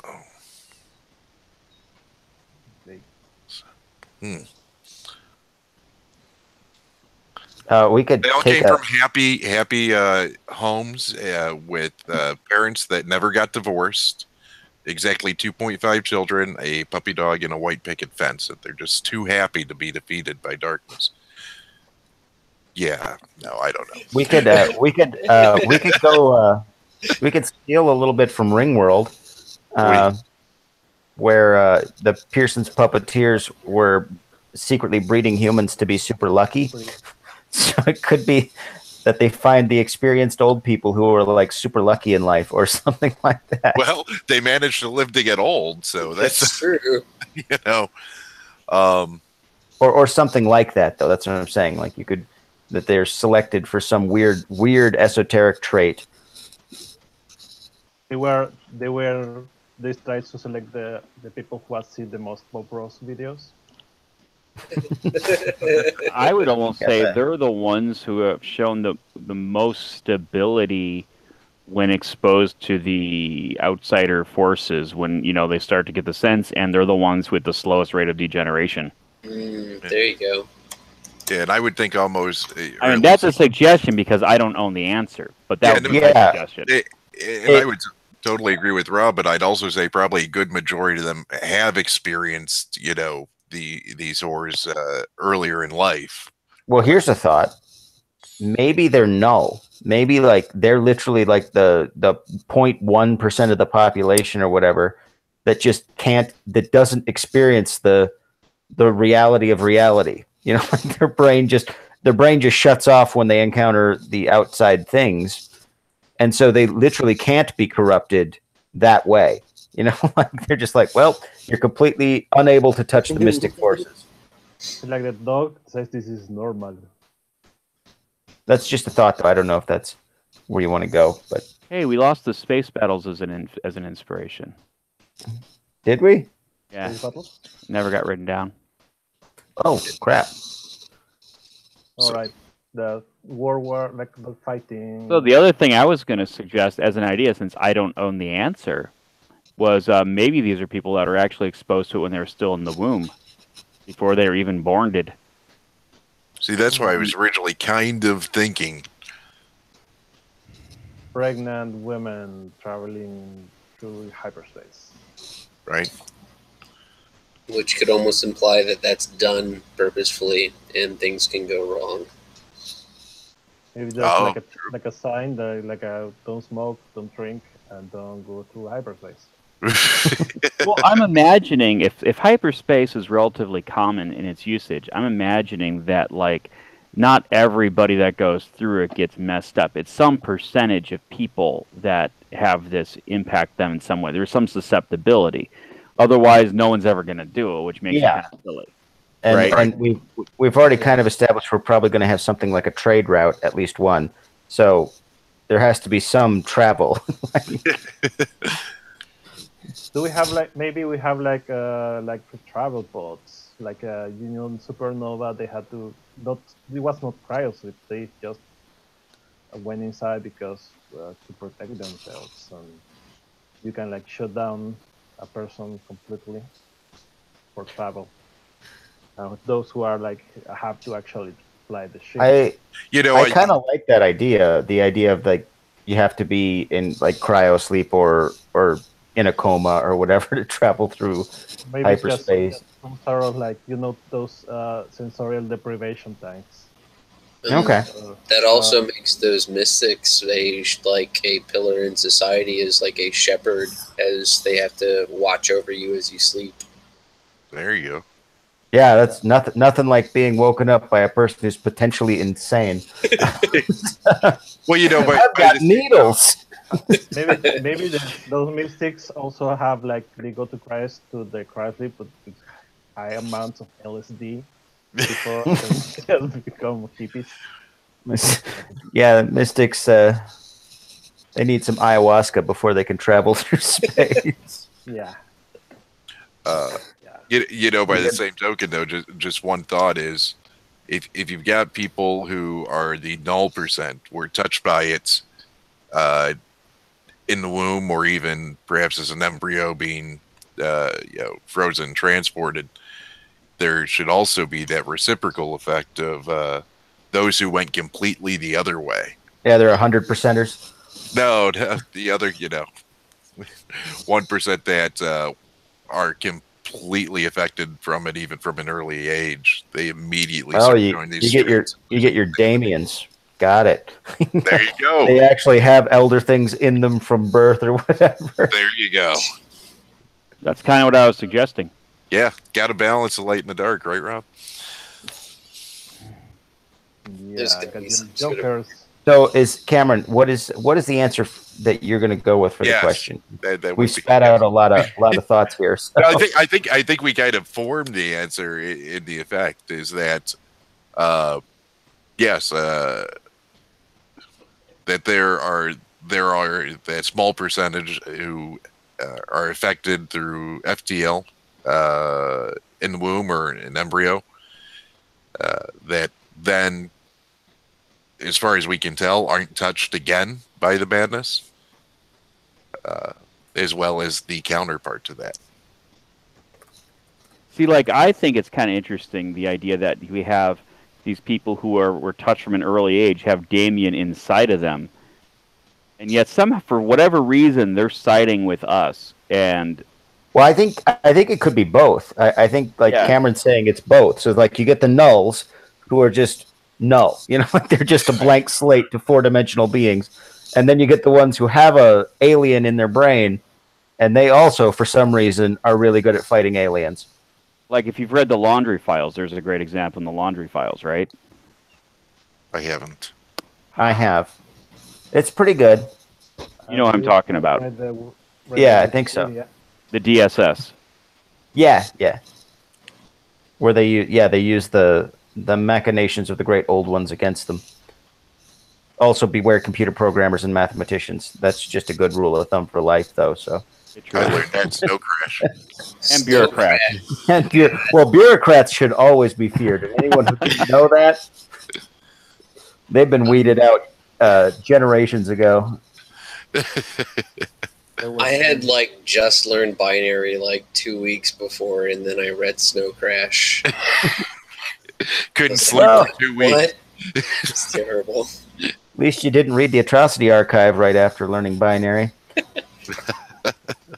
Because that's all about. You should read the Atrocity Archive anyway, but still. Yeah, it's just that would have creeped you out a little more because you're like, oh, wait a minute, computer programming can summon great old ones? Oh, that's not good. Well, depends on your point of view. Accidentally. No, it's not that you know what you're doing, because obviously you don't. But I like that he goes out with magic apps, though. That always thrills me. All right. Well, I think is that as good as the Magic Violin, though? As somebody who's written about magic violins, I'm going to go with no. But he could be slanted. I am a little biased. Are we done? Facted up? I think so. It's a fact. Yeah, I count 10 facts and 5 times 2 people, so 11. So yeah, I think we're good. Okay. Stage the next. Create a title. Oh, that's interesting. What will we name the game?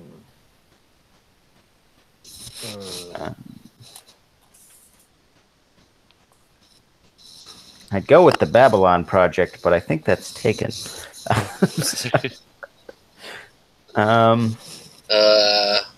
Space Wars? Kind of want to do. I believe that's Galaxy Battles. Yes. Solar System Skirmishes. What were you saying? Sorry, Mies. I was thinking I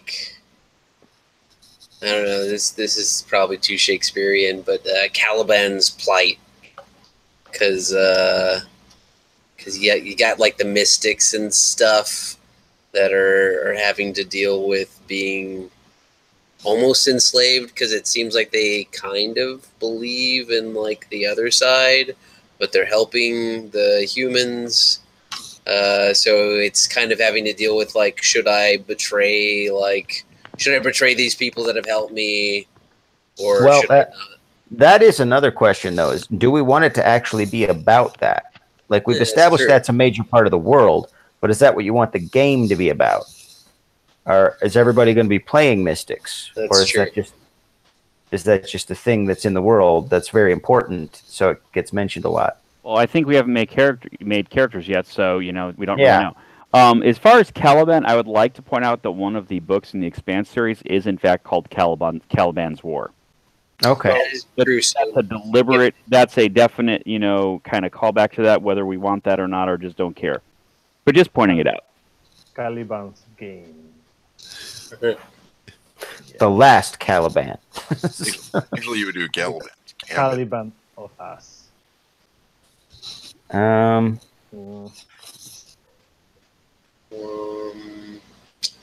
well, I'm coming up with nothing else. So Methuselah's game. okay.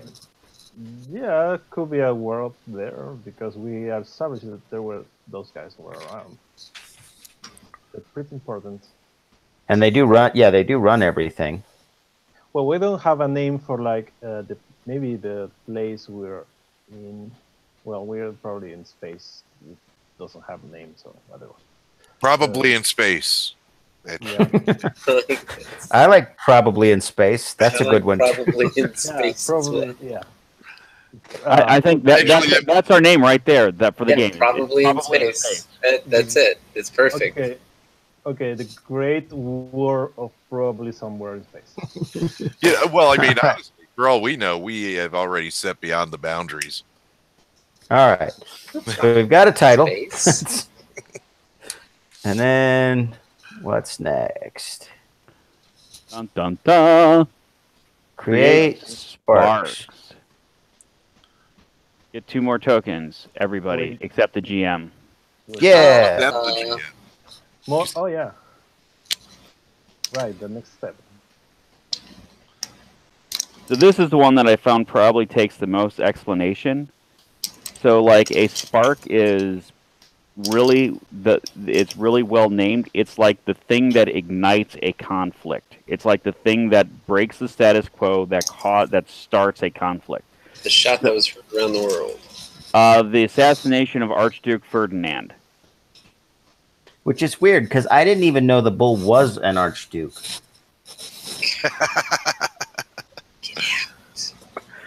I'm funny, dang it. Yeah, but looks aren't everything, Jake. I know, but I go with my strengths. Sliding down on my chair here. Great. Okay, so everybody gets 2 tokens. This is supposed to be basically a one-liner to spark a conflict. What else do I need to know, Rob? I will just read it to you, including some of the examples. Now you have a general understanding of the backstory of your game. This step is where you create sparks, the countless potential problems that might explode at any moment. These are the broad social, political, economic problems that could change or destroy society on a whole. Maybe there's a major culture clash, horrible disaster, or demographic shift. Corrupt regimes, organized crime, a new pestilence, or a new technology all have the potential to spur the protagonist into action. Creating these sparks is a communal responsibility. In this step, each player gets a chance to create 2 sparks. In the next step, the GM will select a few of these sparks to create the actual issues that are directly affecting the setting at the beginning of the story. Go around the table, giving each player the chance to create their own spark. As a player proposes a spark, the other people at the table will check that it makes sense, that it fits the setting you have created so far, that the group is comfortable with the subject matter. When everyone agrees that proposal is good, write it on the sheet under the heading of sparks. Once each player has contributed 1 spark, go around the table 1 more time so that every player can write in their second one. You'll have 4, 6, or 8 sparks depending on the number of players. Because there are 3 players, we have a total of 6 sparks. Lenny's The Scar Triad dominates the criminal underworld. Lily, War between the Minari and the Narnu. Ryan, Prophecy of the Doom that is to come. Lenny, Noblemen are disappearing in the night. Lily, the Alchemist Guild discovers Dragon's Fire. Ryan, the first Binari joins the Guild of Swordsmiths. Also, bear in mind the scale you set it at.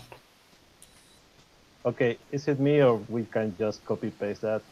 And we're going to have to go back and change the scale. Basically, we can like leave those sparks to wholesale put in the game. But no. So we get 4 tokens with 5 players, so that's 10 parks. No, because Jake doesn't count. I don't. Jake is a non-entity. He's a thing. He's not a person. He's a thing. Oh wait, I was a theater major. You do the math. Sorry, I was counting myself twice because my box is twice the size. Because you're so panda-y. I was going to say foxy, but you're not actually a fox. Yeah, it's a red panda, I think. That's what it was. I was trying to remember the name of it. I was going to say, because I read it, that I'm alright. It's kind of like a raccoon. I think it's a trash panda. Anyway. Buddy! American monkey.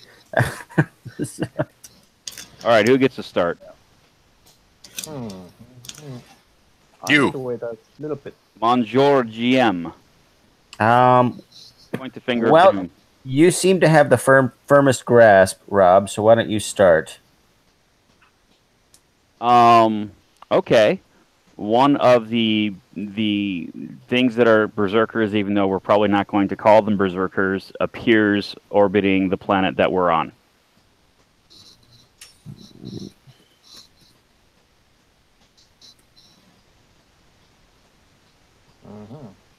I have one.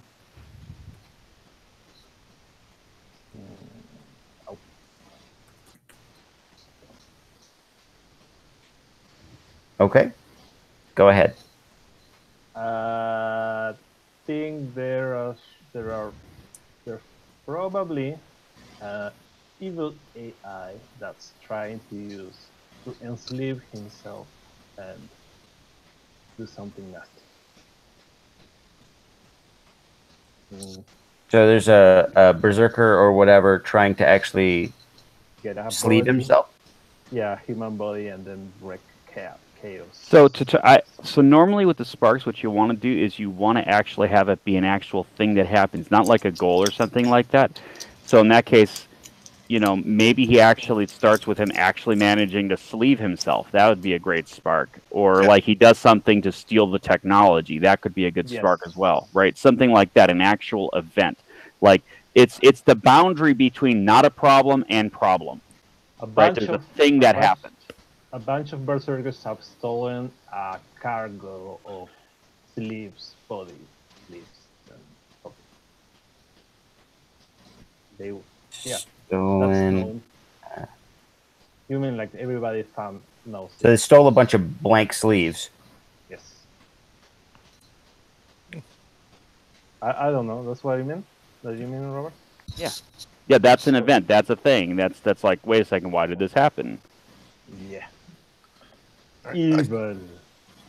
All right, Cameron, go ahead. Yeah, how about City Out of Sync? Okay, what does that? Does that mean like there's a city that the moving parts are going wild, or? Yeah, they are not moving in the prescribed manner.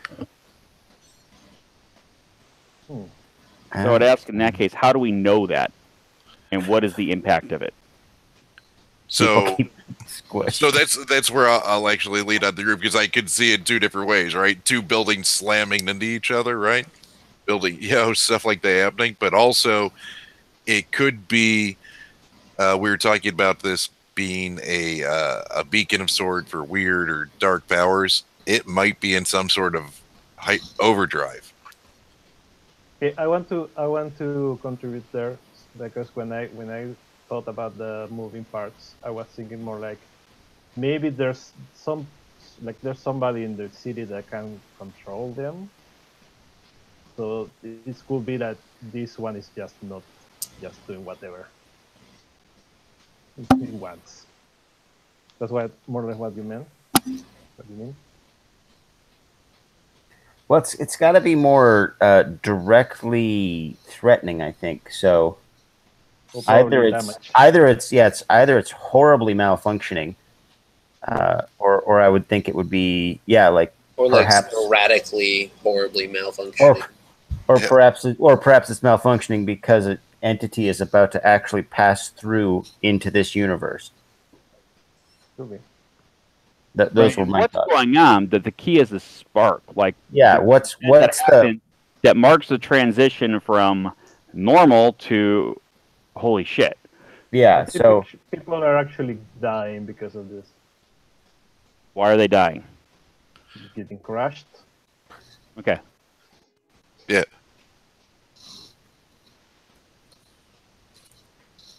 Like I mean, like a. That was actually the initial thought, right? So physically, you could visibly see. Yeah, that's not supposed to happen like that. These things have been working for eons, and now the Sears Tower and the Empire State Building just kind of slapped into each other. So that implies that under normal circumstances, the moving of these things is fairly understood. Scheduled. It's fairly predictable. It's scheduled. It's whether or not it's scheduled. There's a way of telling, in a way of predicting. It's like maybe we may not know where building X is going to go, but there's signs that we can use to figure it out in advance. That we, right. Yeah. There's a warning or something like things start like moving or whatever to kind of prepare the way or something like that, or it is scheduled. I don't know, but there's some mechanism that we know that it's a rational, understood system. Yeah. And all of a sudden, it's not. Yes. Okay. I went with the warning signs no longer pave the way. I think then we can decide whatever those warning signs are. And I think the spark to me would be like a significant building like moving like rapidly and like crushing people or causing chaos and destruction. That would be a good spark. It's like a very specific event. Yeah, specific building too. That's maybe City Hall. Yeah. City Hall is starting eating other buildings.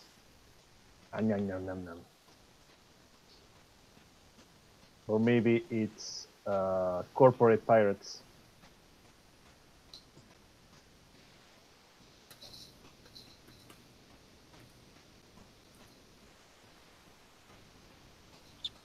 Okay. And Mies. The old primitive tech that we used to have it labeled as completely immune from being able to be infected. Recently, a very small subsystem was affected. And this is very big news everywhere. So we thought we were immune in this particular area, but we found out that they're either learning or we were wrong. Okay. Back to me. Yep. McGurd.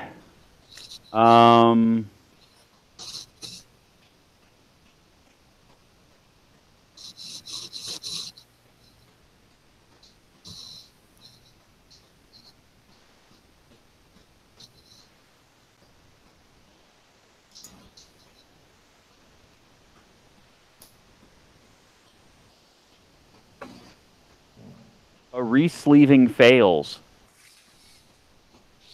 Okay. And a Methuselah dies. Oh.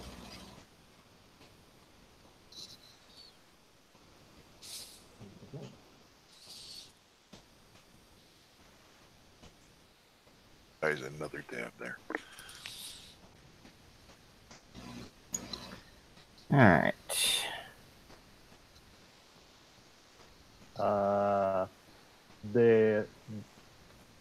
The people are getting ready for the unveiling of a brand new ship that's completely unsinkable in FTL.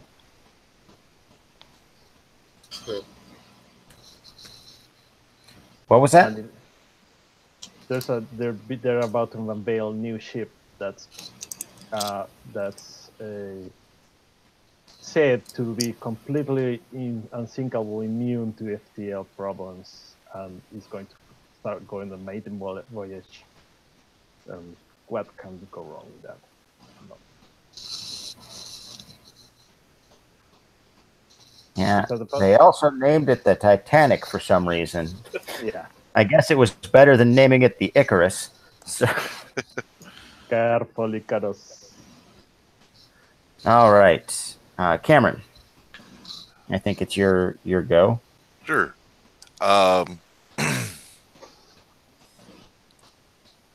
a ship a long lost ship suddenly reemerges from FTL.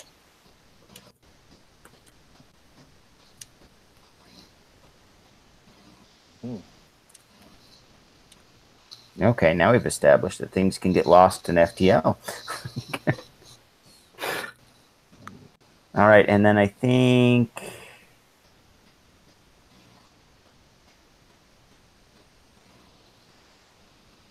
Is that everybody then?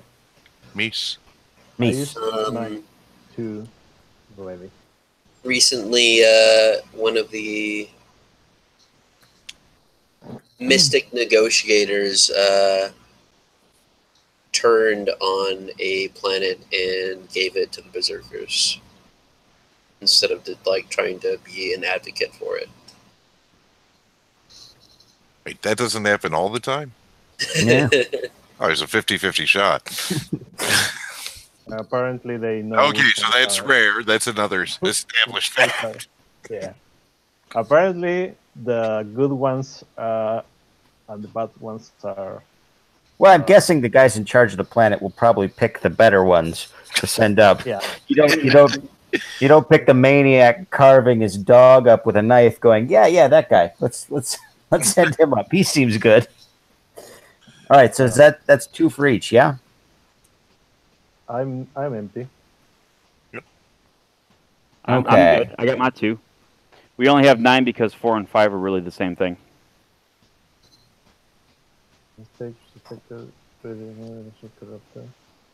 Yeah. I think you wrote it twice. Yeah. I didn't. Somebody did. That was me. I was inputting my own thing. Sorry. No worries. Meese. Yeah, Mises will eat you to pieces. All right. So funny story. Meese sends me a text message one day going, yeah, so I was talking to this guy and telling him I was interested in Fate. And he tells me, yeah, you should check out this thing called the Book of Hans. It's really good. I work with Meese. I once had a similar situation where I was running a game, and it was the end of the game, and we were all just kind of wrapping up and talking, whatever. And this guy was talking, and he's like, man, I wish this Blue Jade Tech would come out. And I'm like, well, it should be out about next month. And he's like, how do you know that? I'm like, I wrote it.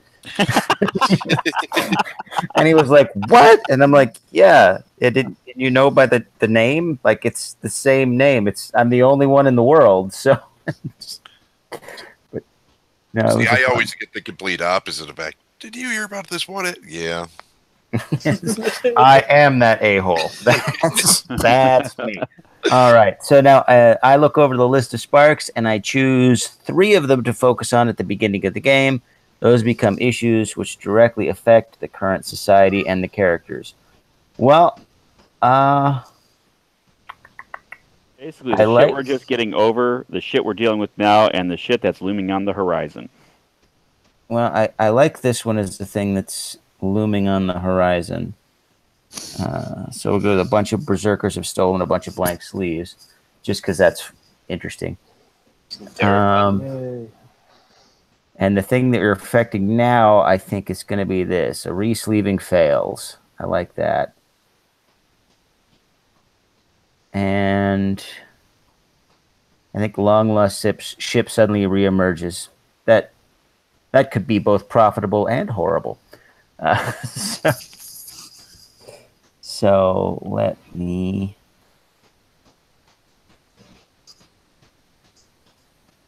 All right. So let me make sure. The legacy issue is the dominant problem in...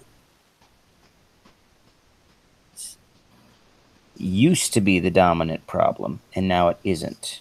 Is that right? But it still affects everything? Yeah, it still can. Absolutely. Okay.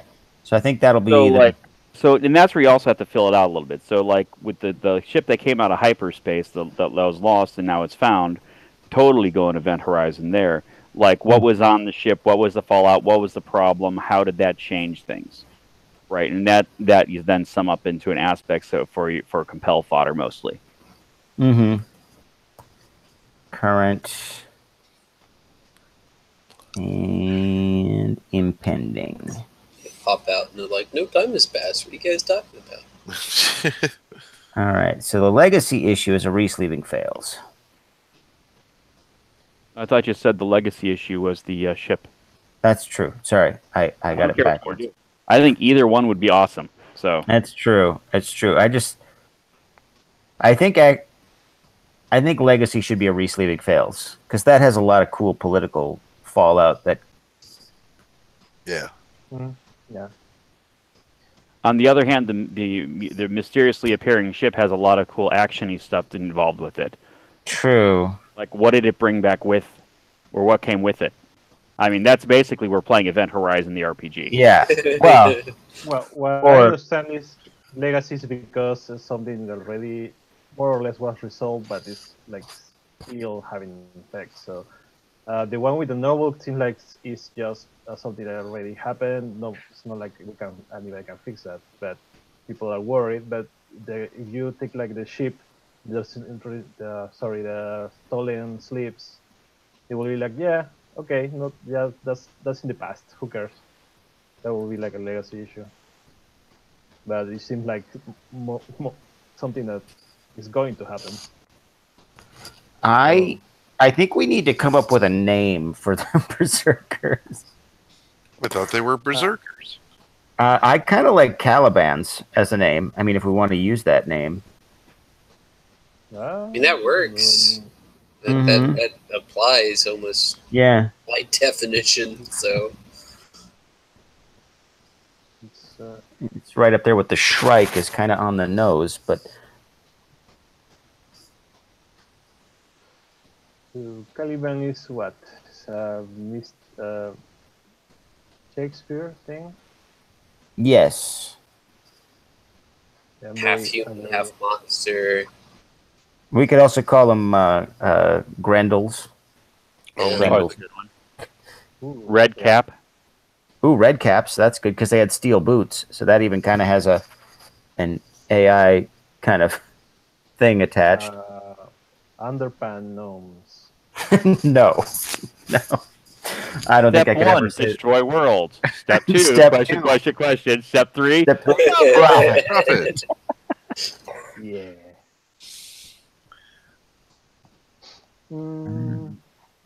Who's somebody? Let's see. Somebody from Myth that saw too far and it made them crazy. It could be Oedipus's.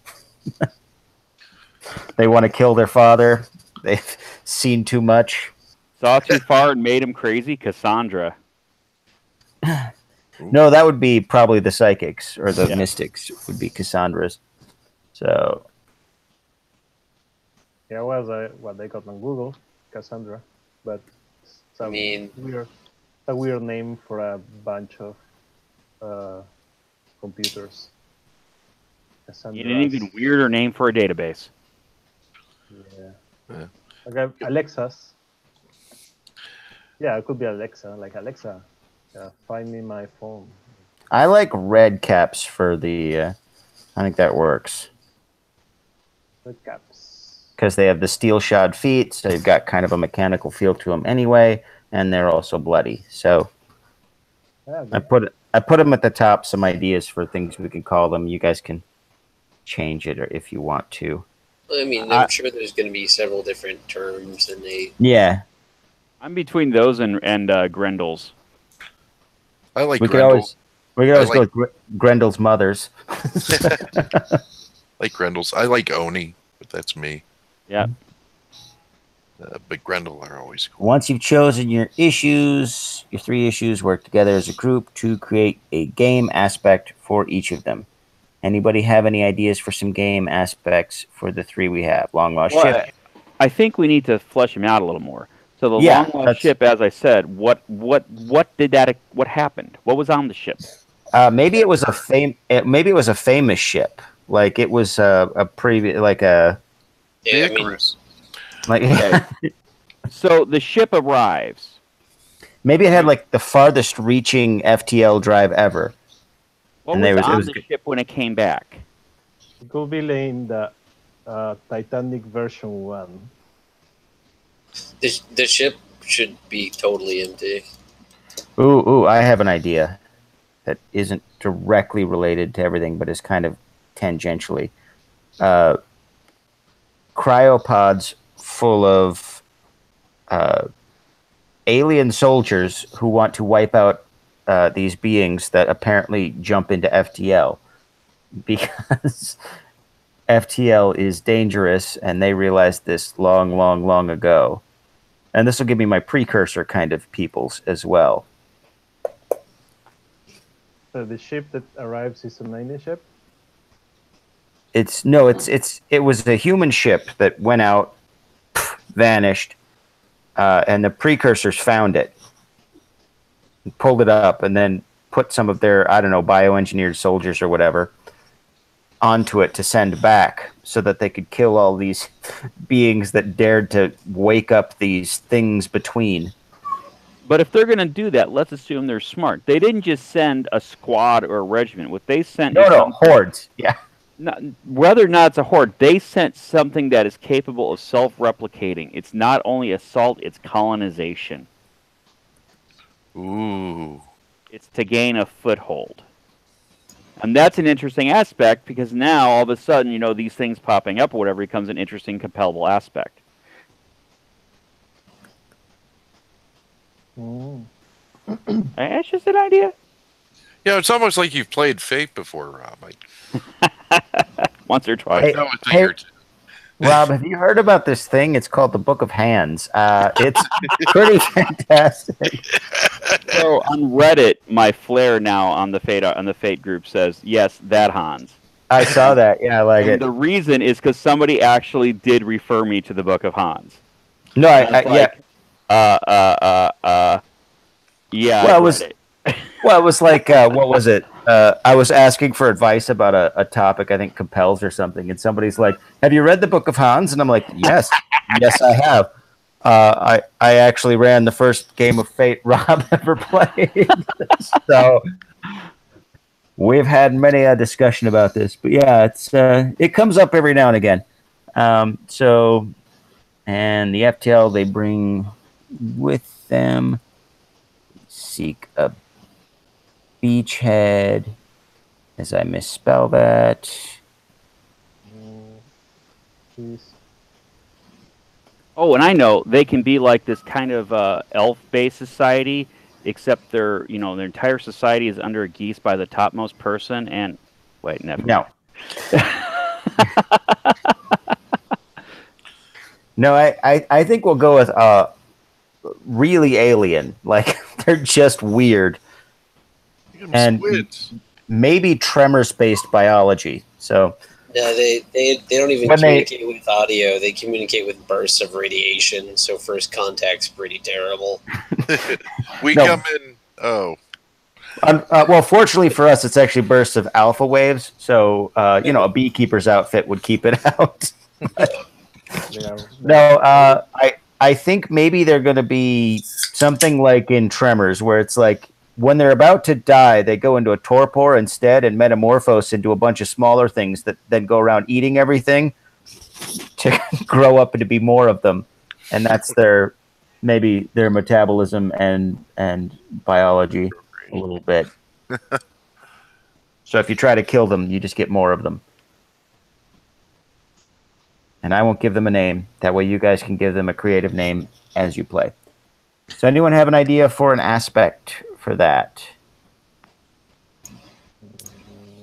So how well have we done at driving them back? I imagine they probably control a few of the moons and that the war is ongoing. Okay.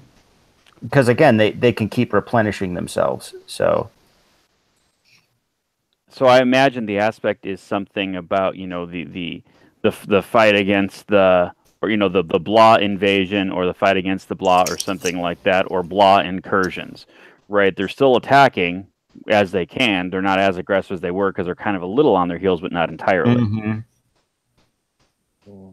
So the aspect will be like dangerous area of space, like conflict zone, something like that. Like Warzone. hot drop into a war zone. Well, I mean, I think it's literally just as simple as the continuing incursions or alien attacks or alien incursions or something like that. Because there's alien incursions, wouldn't it make sense that there's aliens that show up right where you are? And that's like the template, compel right there. Okay. Or because of the alien incursions, wouldn't it make sense there'd be heightened security? Okay. Yeah. If you kind of mad lib it into the compel, I think the aspect. I'll go with the continuing precursor incursions. That'll be easy to say on the fly, I think. I have faith in you, Jake. Shake continuing with recurring precursor incursion. I will never do that. I think that was good. I think that was a Star Trek episode. All right, and then we got a re-sleeving fails. So I think with that one, like recently, like just I don't know, like a little while ago, within the last month, the Methuselah went in to get a new, improved, better body, and just didn't get back up. Yeah. Mm-hmm. And so presumably previously this was. So presumably either this was like really super reliable technology or the failed in a way that was totally unexpected and like significant, right? I think it's been fairly reliable because we have soldiers like this is a big part of the strategy they use to fight things. Or it could have been like the Methuselah that was getting re-sleeved was a celebrity, and there's a lot of attention on the re-sleeving, and it failed, and then investigative journalists can be like, this happens all the time, and it's hidden from us. Well, scandal. I think it should be fairly reliable because there's also the precursor incursions. So the idea of like, okay, now this planet has no leader. In the middle of a war, technically in the middle of two wars, and so I think of paranoia will be appropriate. Like people are afraid. Some nobles are afraid to re-sleeve unless they figure out what's wrong. Or if somebody's actually doing this on purpose. Maybe somebody's like the enemy. Either way, all of a sudden the Methuselahs are going, holy shit, we're mortal again. But at the same time, soldiers are very important, so they get re-sleeved anyway, and they're like very resentful of that. Yeah, plus nobody cares if the soldiers die. That's kind of what they're for. Right. But they get the one re-sleeve. That's what they get. But the Methuselah are like, okay, let's maybe place a hold on this for a while. Try not to die, guys. Too much.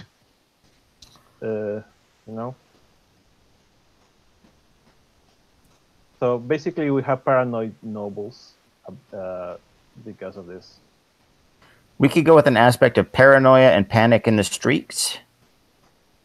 Because the normal people are freaking out because they don't have a leader anymore. And the leaders are all panicking because they might die.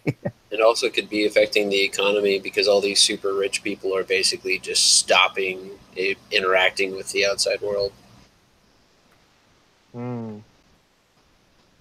Yeah, that's the paranoia part. So,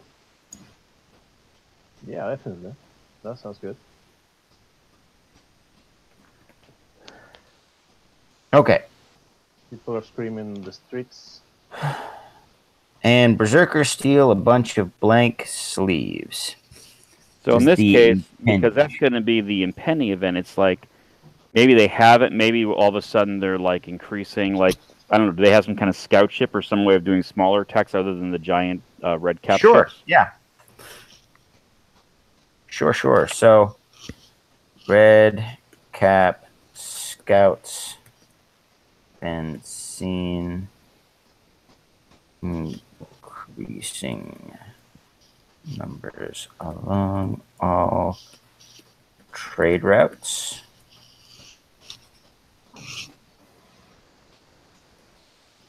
Did you have any other add-ons? I mean, I think that's pretty good. It's like this is leading into that, so.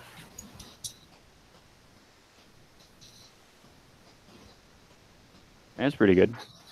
Unless they're doing something that's like more directly leading towards that. And maybe engaging in piracy. Maybe they don't know exactly what ship they're looking for yet. I think it's more interesting if there is a pattern of some sort. Maybe it's not entirely, but it's like if there is some pattern.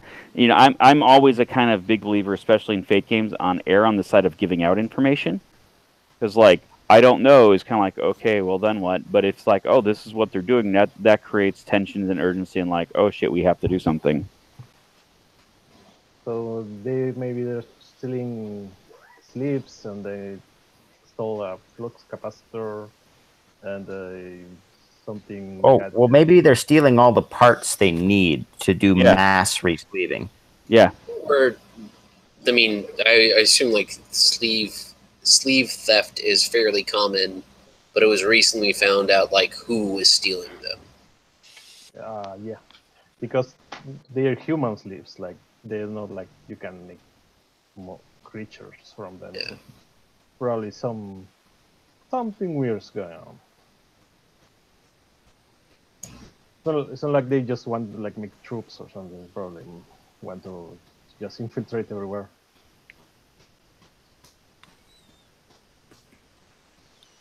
Okay, now let's come up with an aspect for that.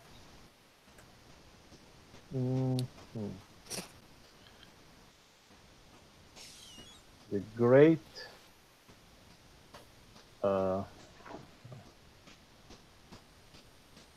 Mo sleeves, mo problems.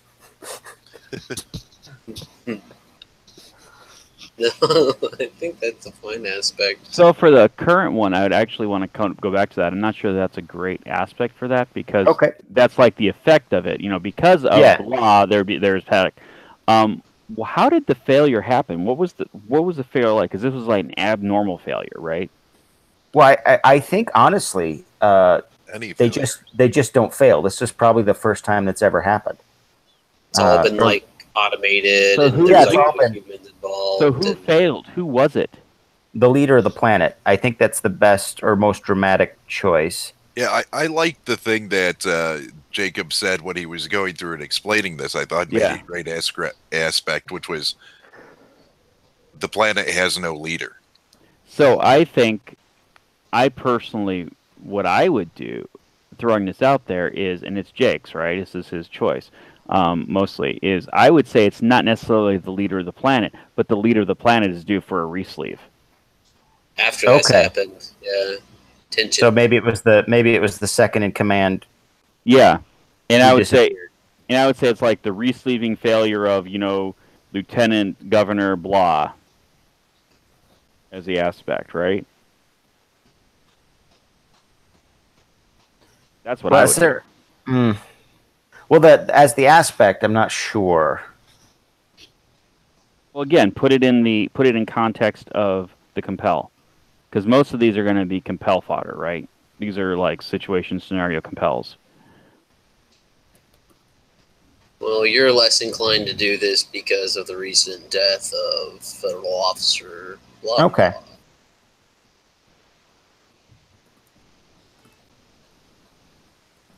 But I don't know because I've literally never played Fate. Okay. Well, sure. Yeah. Let's do something like that then. So.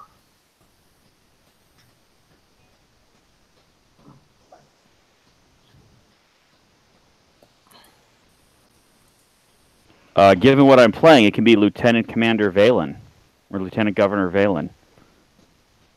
Valen. Vhalen, yeah. BH, what? I'm playing Panama. Okay. Well, all right then. We'll go with that. All right. I like your Panama. So, we've got Red Cap Scouts stealing mass resleeving supplies. And that's only recently started. So let's come up with an aspect. What was the name of like a minor fairy type? Not nearly as scary as a red cap. The what? Well, I mean, if you know your fairy tales, they're all kind of terrifying. Granted. We could go with Robin Goodfellow, who's terrifying, but he doesn't look terrifying or act terrifying. I love Robin Goodfellow. Yeah, I mean, we could call the scout types the Robins compared to the red caps, right? So it could be the Robin raids.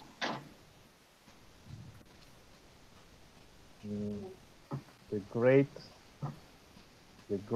sleep heist. No. As I am an honest puck. It could be the Bugaboos. We have the unearned luck now to escape the serpent's maw. Okay, so we've got aspects. We get issues now. Oh, wait. No, I think I've got the issues. Yeah. Okay, the issue is the spark. Sorry. Now we're on to faces and places. Create faces and places. All of them. Yes. So we have I have a basically you have a face for each issue.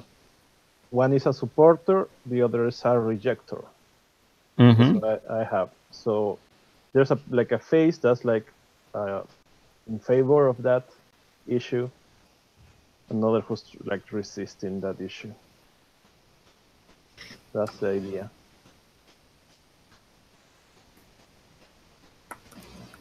So we have to go one by one. Mm-hmm.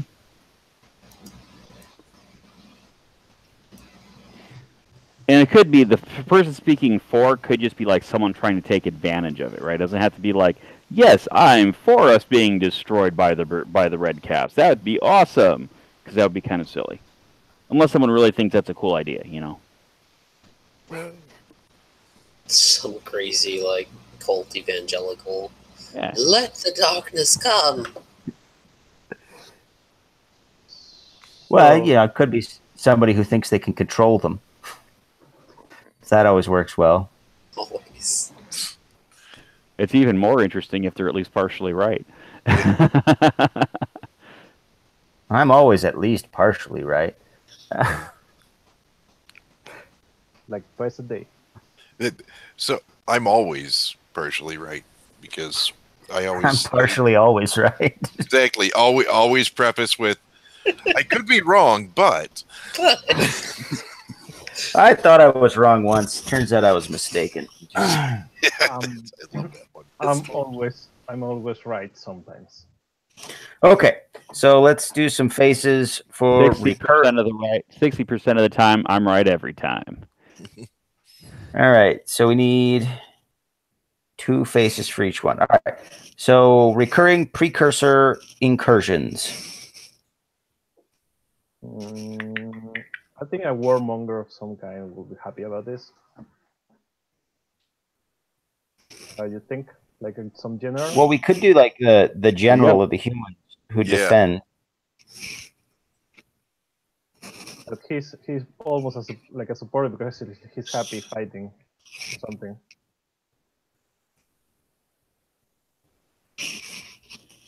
Okay, well, what's his name? General. Well, could be an admiral. Do we have ranks for this? This is space, right? Could be general or admiral something. Admiral Stucco.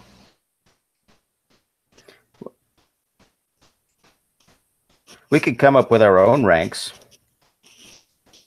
Great big head. The great big head Stucco of the 5 armies.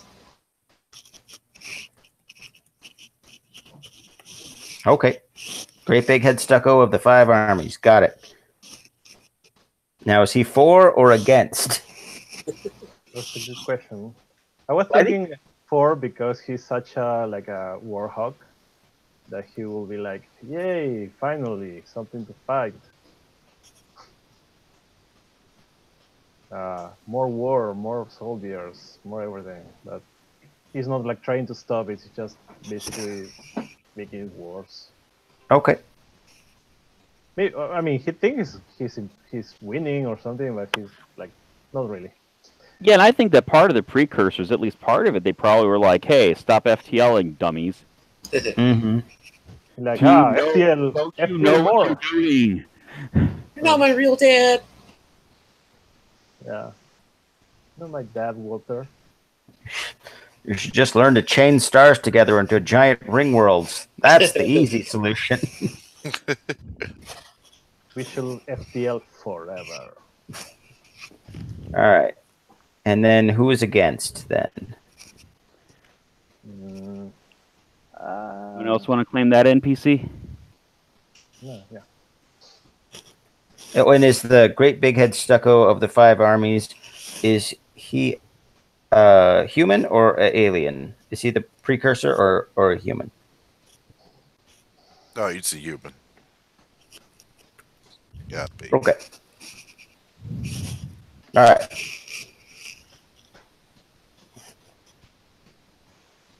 And who do we got against?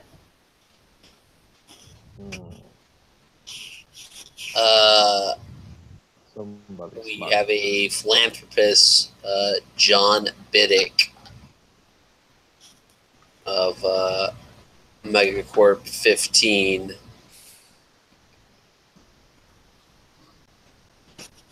who Okay. wants to have peace with them because there are so many technological advances that could be distributed to humans. And he could sell them more products. Those are customers of his you're killing. Exactly.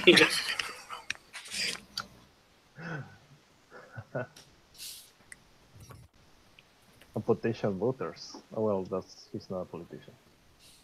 Now they are endless workers because they can keep making more of them.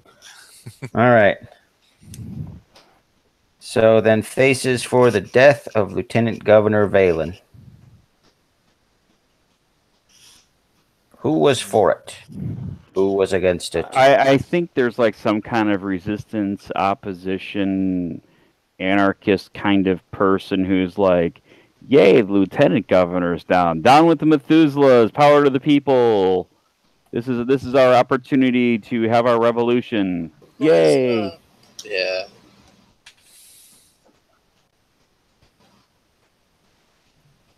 We can name that party something.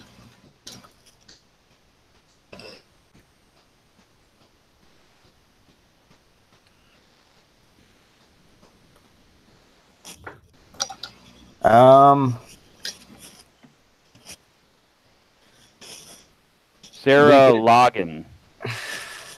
Spell it? Laggin. Not like Kenny Loggins, because that would be weird.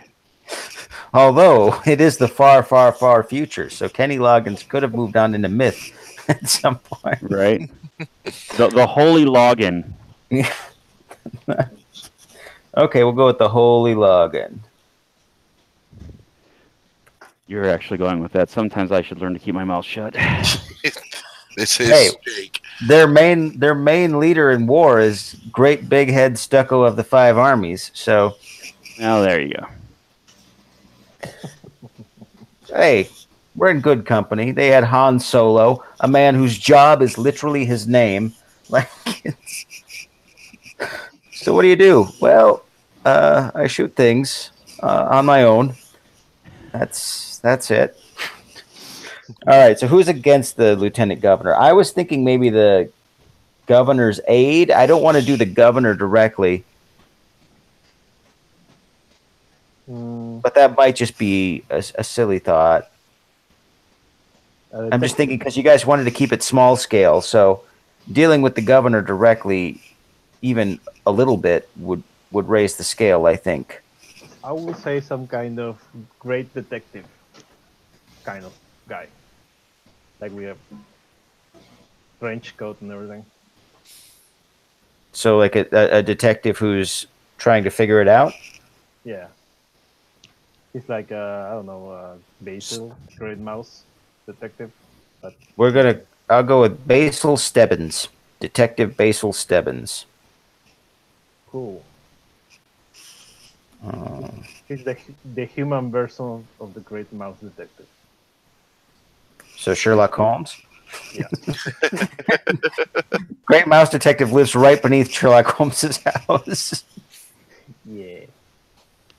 All right. Set out to discover the cause of death. Or would it be the cause of failure to live? Again. All right. And then we have the Robin raids. Who's for? Who's against? For the insurance company. No, it's against. Wait. Yeah. We could do an insurance agent. I think 4 is someone like providing security. Hey, now that these are going on, if you want your stuff to actually get there, you can hire us. Okay, so like a private, the head of a private security firm or something like that? Okay. What should his name be?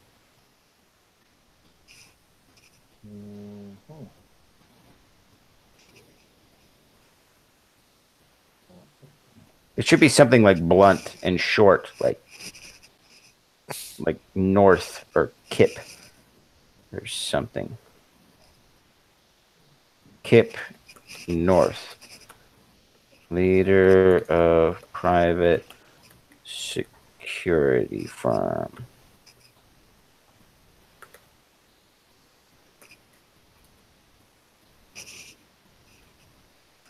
Isn't North Star Security, is it? Oh, no. It's better than Kip Up Security, which implies they get knocked down a lot. Yeah. All right, who's against this? I'm thinking maybe like a major merchant trader. The guild of something. Yeah, like maybe a guild functionary. Yeah, it's a person. So, yeah, guild master. The guild meister with an I. Guildmeister. Yeah. Maestro. Shemp. Okay. Could have gone with Harpo. Just saying.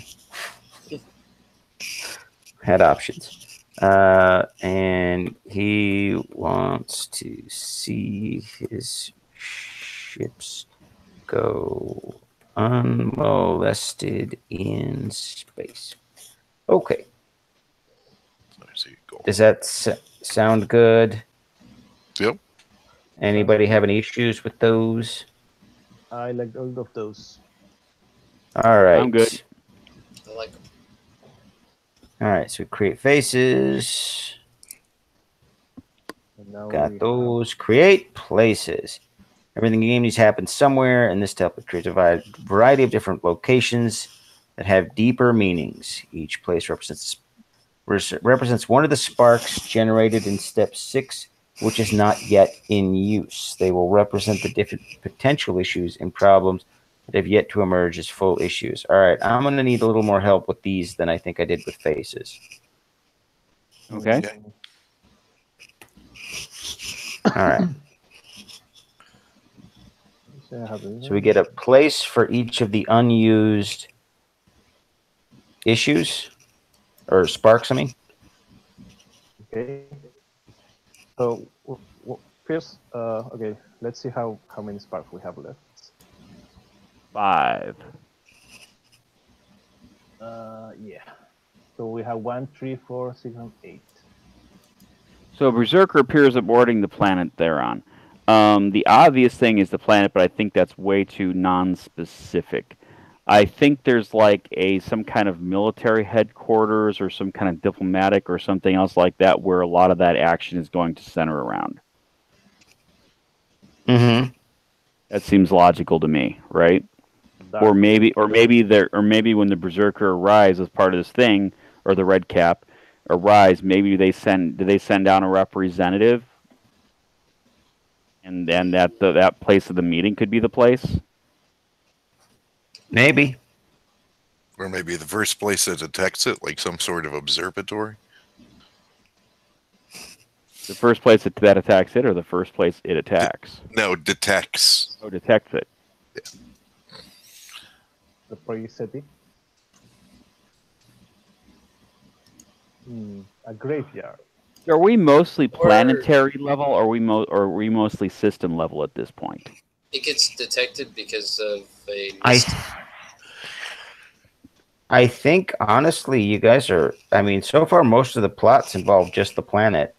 So we don't actually need to go out into the system much. So I think maybe at most you're on the verging on system level, but you're not going to be out there much. Yeah, there's stuff that we might do that's off planet, but it all kind of revolves around the planet. Yeah. Yeah. I think we're mobile, but we're basically going to one place, like specific place. Okay. I would think, like, with the Berserker period orbiting on the planet, we would be notified by one of the mystics being like, disturbance in the force or whatever. Hey, I know that something's coming that I need to get in contact with. So maybe the Mystic Sanitarium, where they all kind of hang out when they're not being useful. I like that idea. Yeah. What's the euphemistic name for it? Cuckoo House. Well, that's not euphemistic. The Nuthatch. Wait, no, not right. Let's the Sanctuary. Yeah, I was going for like Sanctuary or something like that. Because that also has a vaguely religious aspect, so they can pretend, but in reality, it's just so that they can watch each other. Sanctuary, also known as your prison. Yes. Until the Red Caps show up, and then we say, "Hey, go out there and talk to them." The Sanctuary, also known as the Aviary. So the ship is arriving here, or is he somewhere else? Well, I think they're going to be the first ones to notice because they don't think three-dimensionally. All right. And they'll be like, "Oh man, did you see all those people die? Oh yeah, that's going to happen." Did you see all those people die tomorrow? Yeah. No, I was in yesterday. Okay, good. Wait, all right. Which probable future are we in? Do you eat that donut? So they're definitely going with... So B theory of time is definitely correct in this universe. And we're making up. Okay. City Hall. So I think that means I claimed the first one. So who wants to go next and claim one of these to come up with a place? Think City Hall crashes a bunch of people. This is a different planet, probably. I think this could be like Space Canada. What? This could definitely still be the same planet. Yeah. Just a little ways away or something. Or it hasn't happened yet. Yeah, those parks are like maybe places for the future. They don't have to be like for the next session.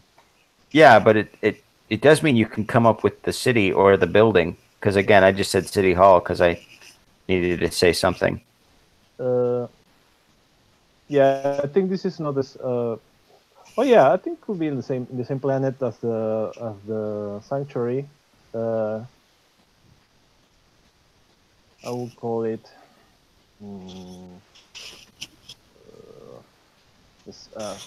New Quebec. Okay.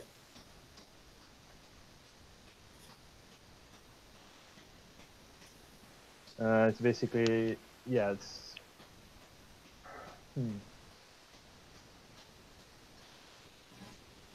Yeah, I don't think it's probably like the capital of this planet. It's like a big city. One of the, I don't know, 3 largest cities. Because here's a thought: not like every single city in this universe is like a moving city. I mean, you have like like the huge ones. You know. Right. You still have a bunch of regular old cities made of brick and whatever. Okay. Yeah, especially if we have FTL, that means we can't get off the planet. Or, I mean, are we dealing with, like, terraforming issues? Well, we haven't established that yet, but if you want to go, I honestly think the next one there below that would be a solid one for terraforming issues. Corrupt terraformers. Sounds good. So who wants to go next and pick one of these to do a place for? Don't know. Yeah, I think for the previous tech that was immune to corruption was recently corrupted. I'm thinking there's like a factory where we're building this tech, and all of a sudden that factory got corrupted. Yeah.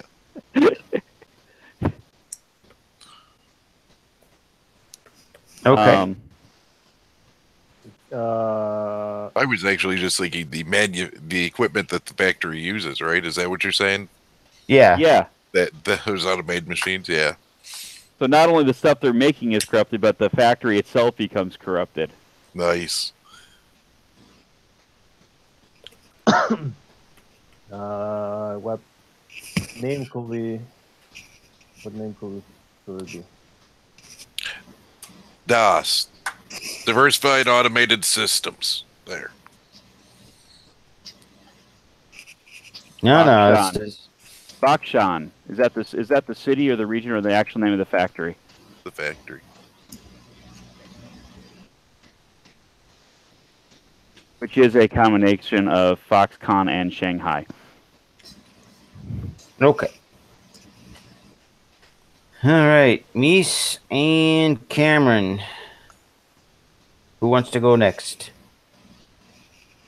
We've got the unveiling of the FTL one, and then we also have the Mystic that betrayed the planet. I'm going to say that the Mystic that betrayed the planet is one system over.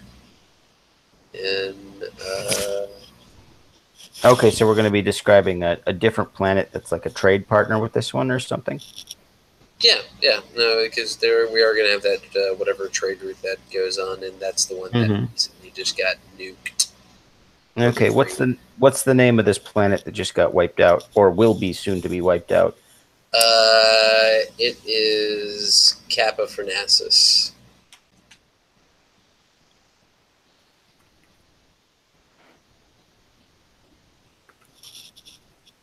I don't know if that's how it's spelled, but Suddenly you're concerned with spelling? yes. I'm always concerned. I just don't always voice it because I'm terrible at it.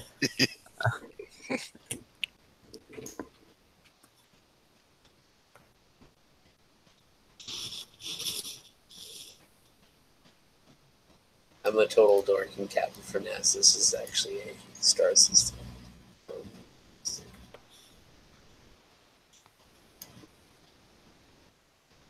All right, Cameron. So for that one, really the place could be what? Either the shipyards or the ship itself, right? Mm-hmm.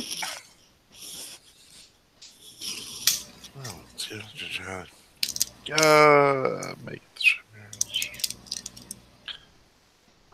Make it. I don't know. Make it the Imperial Shipyards then. Shipyard.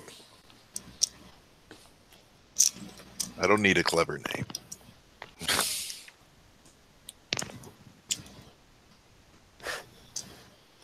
We're gonna name it Skippy, the Imperial Shipyard. There we go. I was thinking being cleverly named shipyard. Generic shipyard number 2. Acme Shipyard. Megacorp 15.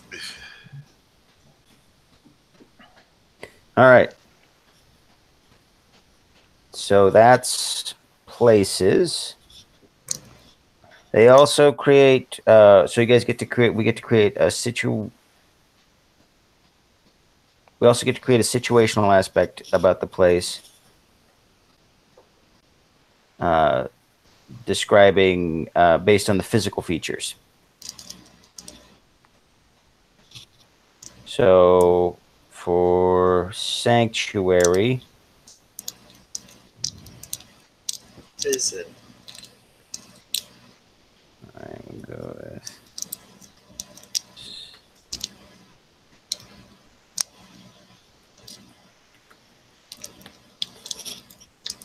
sterile enforced silence is what I'm going to go with. For I was going to go with usually quiet. Or sterile enforced silence. Usually. Yes, there we go. Also, I get to use ellipses.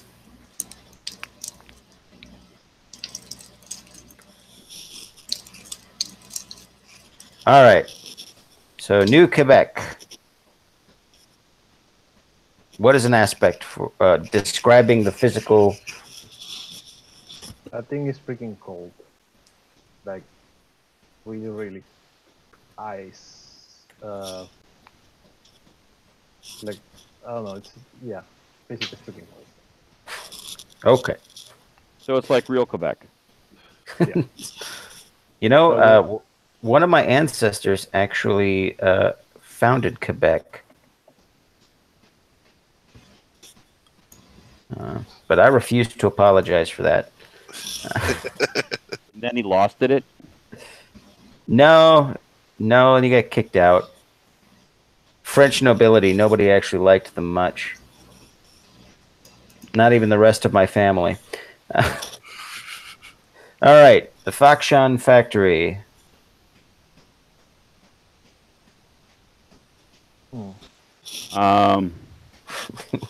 Looks like where they filmed Terminator.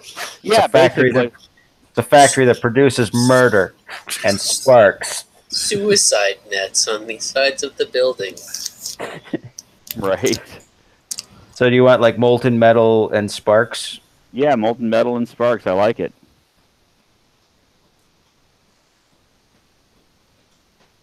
And one metal hand with a thumbs up. Sure, that's a thumb. I saw Terminator 2. That's a thumb. All right. We need more 80s style murder factories. They just don't have them anymore in movies. All right, the Imperial Shipyard, Cameron. Oh, crap.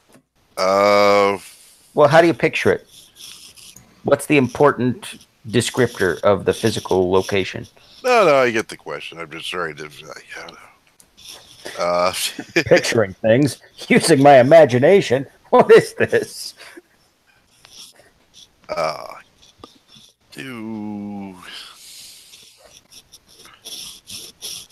Be heavily fortified, wouldn't it? Sure, it is now. Heavily fortified. Smells like bacon. There you go. All right. And Miss Kappa Fornacis. Vacuum?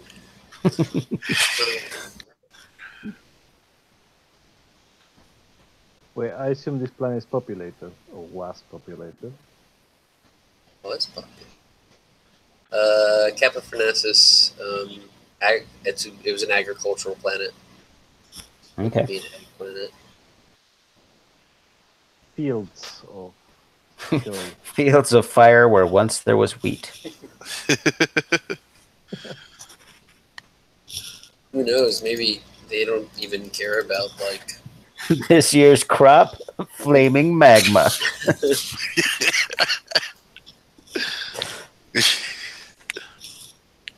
Yeah, this week harvest won't be vegetables. Or they just leave the planet alone and just all the people are gone. We could just we could go with that as the aspect. All the people are gone. Yeah, there you Ghost go. planet. Ghost planet. Okay. So we've got all their shoes are left intact.